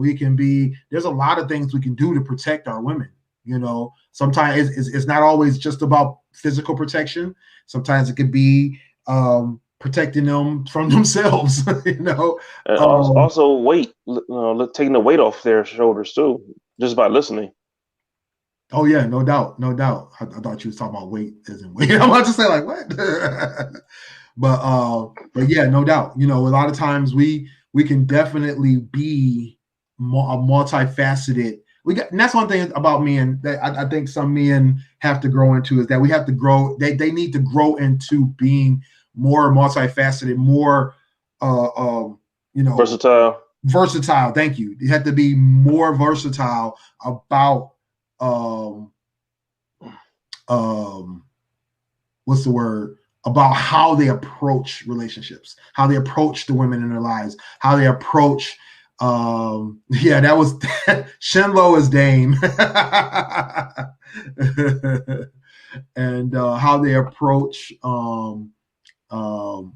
these different needs for their mate, you know what I mean? Because a lot of times the way we're taught or the way we're brought up, it may be one certain way or one certain thing. I know a guy who's really good at teaching, really good at, he likes to teach his women certain things, likes to bring them, give them culture, give them, but he's very unemotional and not an emotional support. Like if they're going through something, he could care less. He'll blame them for all their issues, but he'll feel like they need to learn how to eat properly and dress properly and that kind of thing. That's all he cares about. But that's the way he was, he was brought up in a way. I know another guy who's very emotionally attached and very supportive emotionally, but physically and financially he either would never or he can't. He definitely doesn't have the financial means to support the women in his life, and he definitely wouldn't physically protect them from anything either.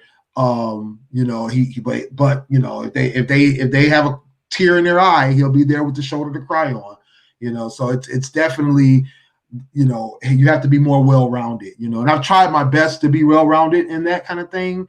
You know, not that I'm out here trying to fight people, not that I'm out here trying to pay all your bills, and not that I'm out here trying to hear every, you know, waking cry that you have, but I like to have that well-balanced approach to it, you know what I mean, and be able to spot issues that you may need to just improve on your own, you know, not to say that I'm going to call you out immediately on it. But like I recently dated a woman before, once I got out of my, when I was in the middle of my divorce, rather, that she was very emotionally like odd. That's all the way I can explain it.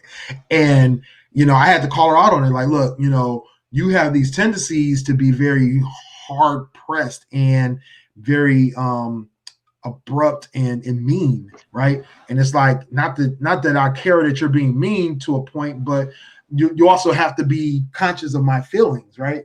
So, you know, I had to call her out on those things. You know, financially, she was willing to be protected. Physically, she was willing to be protected. You know, emotionally, never. As well as she also didn't have the emotional capacity to be supportive emotionally. You know, that kind of thing. So that was definitely a problem. So that didn't last long. So.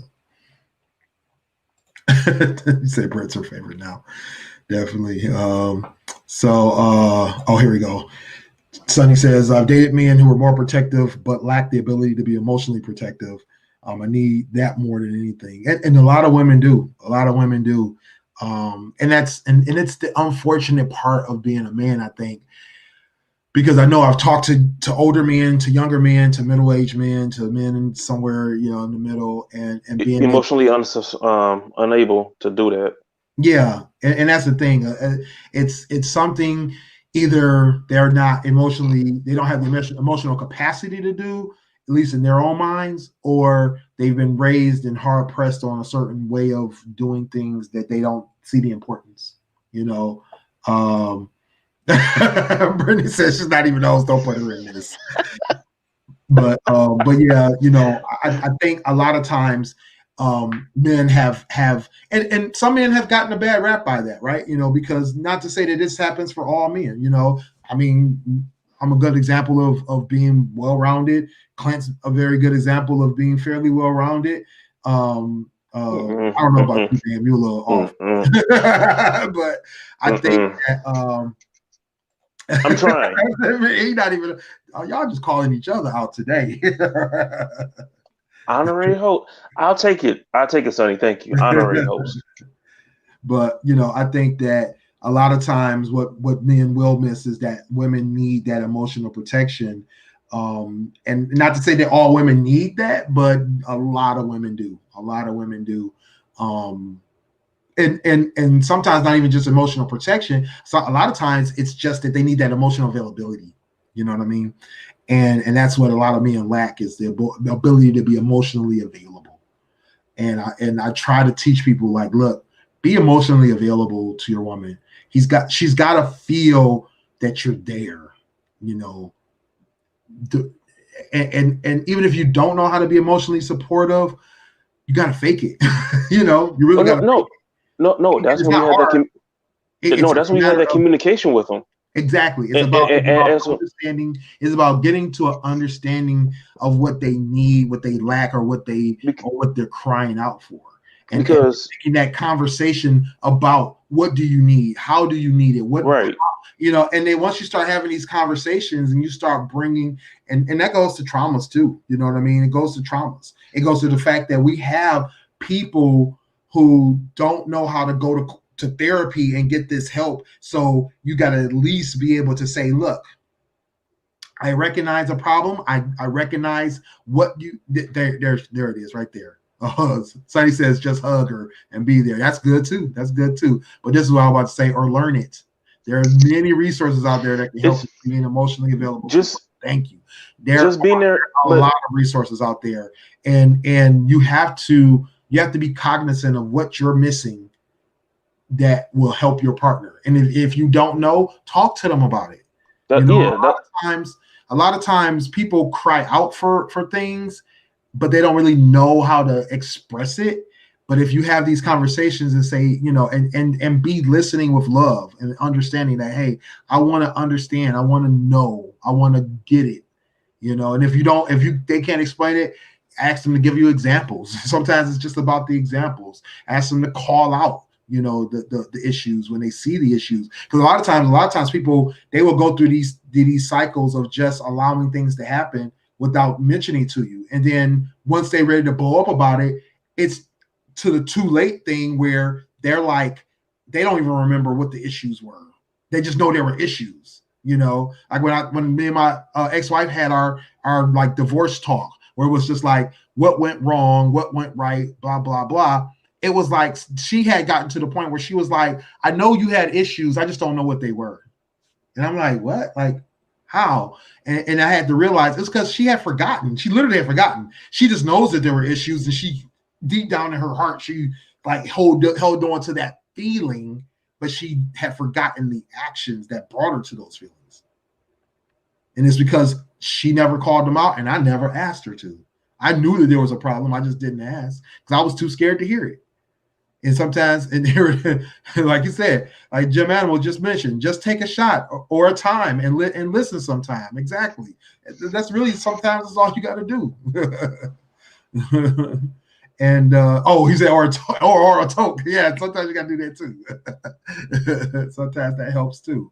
So, and I mean, that really, sometimes you got to loosen up, right? And that's what basically he's saying, take a shot. He's talking about a shot of liquor, a little toke, a little something, and just listen. And sometimes loosen up, exactly, loosen up, get into a good space, and pamper each other, do something that that will help the two of you bring things to the forefront. One thing I used to always do, and I try to do even still, is evaluation time. 6 months in, a year in, 18 months, every year, start talking about your relationship. Say, hey, where are we? What are we doing? How are we doing? What am I doing wrong? Am I improving? Am I getting worse? Am I getting better? Take time to evaluate your relationship. You don't have to wait that long either. Right. You can do it monthly. It doesn't have to be that long. It could be after 3 weekly. months. It could be, every couple of weeks because you just care that much. But I think that you need to have an evaluation of your relationship. Don't wait 2-3 years and go, so how's things going? By then they've probably forgotten. They know that you've hurt them. They know that you've let them down. You've disappointed them.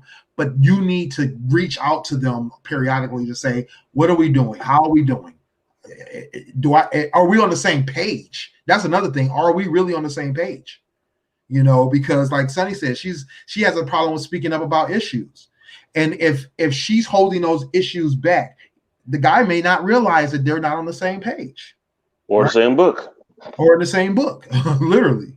Right. So I think that a lot of times we need to have these evaluations of our relationship so that we can make sure that we're on the same page, that we're moving in the same direction, and that we're making changes that are beneficial to the relationship. I know a friend of mine who's going through a situation with their relationship where the person that they're with, they're telling them constantly, hey, this is my problem with you. This is my issue with you. This is our issues with our relationship. You want this from me, but you're not giving me what I need. But the person is not listening. The person is literally not listening. And that's sad because that person could help their relationship move forward and get the things that they want out of the relationship if they just take action. Listen and take action. But they're not listening. They're too worried about what they want out the relationship. And that's a big issue. A lot of times when we're communicating, we're not listening. So not only is communication key, but listening is as well. Listening to understand. That's not communication. That's just talking. Then at that point for them. Well, no, it's not. Oh, I'm sorry. Yeah, you're right. Yeah, it's not communication if the person's not listening. It's just talking. You're just talking at that point. You definitely want to have good communication, listening to hear each other, not to just respond. Understanding and taking action. Have an action plan. You know what I'm saying? Have a time, or not a time, but sometimes a time too. A time limit can be good too. But have a action plan, some milestones that you need to meet, and say, look, this is what I need from you. These are my list of demands, and the other person has their list of demands. Exchange them, keep track, and say, look, if you can do this for me, this will make me happy. Or if you can do this for me, I can feel more supportive. If you can do this for me, I can feel more like this relationship is going in the right direction. And they can, if they do the same thing and they're looking at their list and say, you know what? Okay, now they know there's no confusion, right? And if you don't understand what that person really means by that demand, discuss it so that you can understand and so that you can try to at least achieve that goal. So I think that would be more beneficial to your relationship than anything else. Anything else. Facts. Yeah. Thank you, Brittany. I appreciate that. You're still my favorite, Britt. I love all my co-hosts and honorary co-hosts and honorary guests. I don't know what we call Brittany at this point. She said she doesn't want to be a co-host. So she's not in that. So we'll call her honorary guest viewer.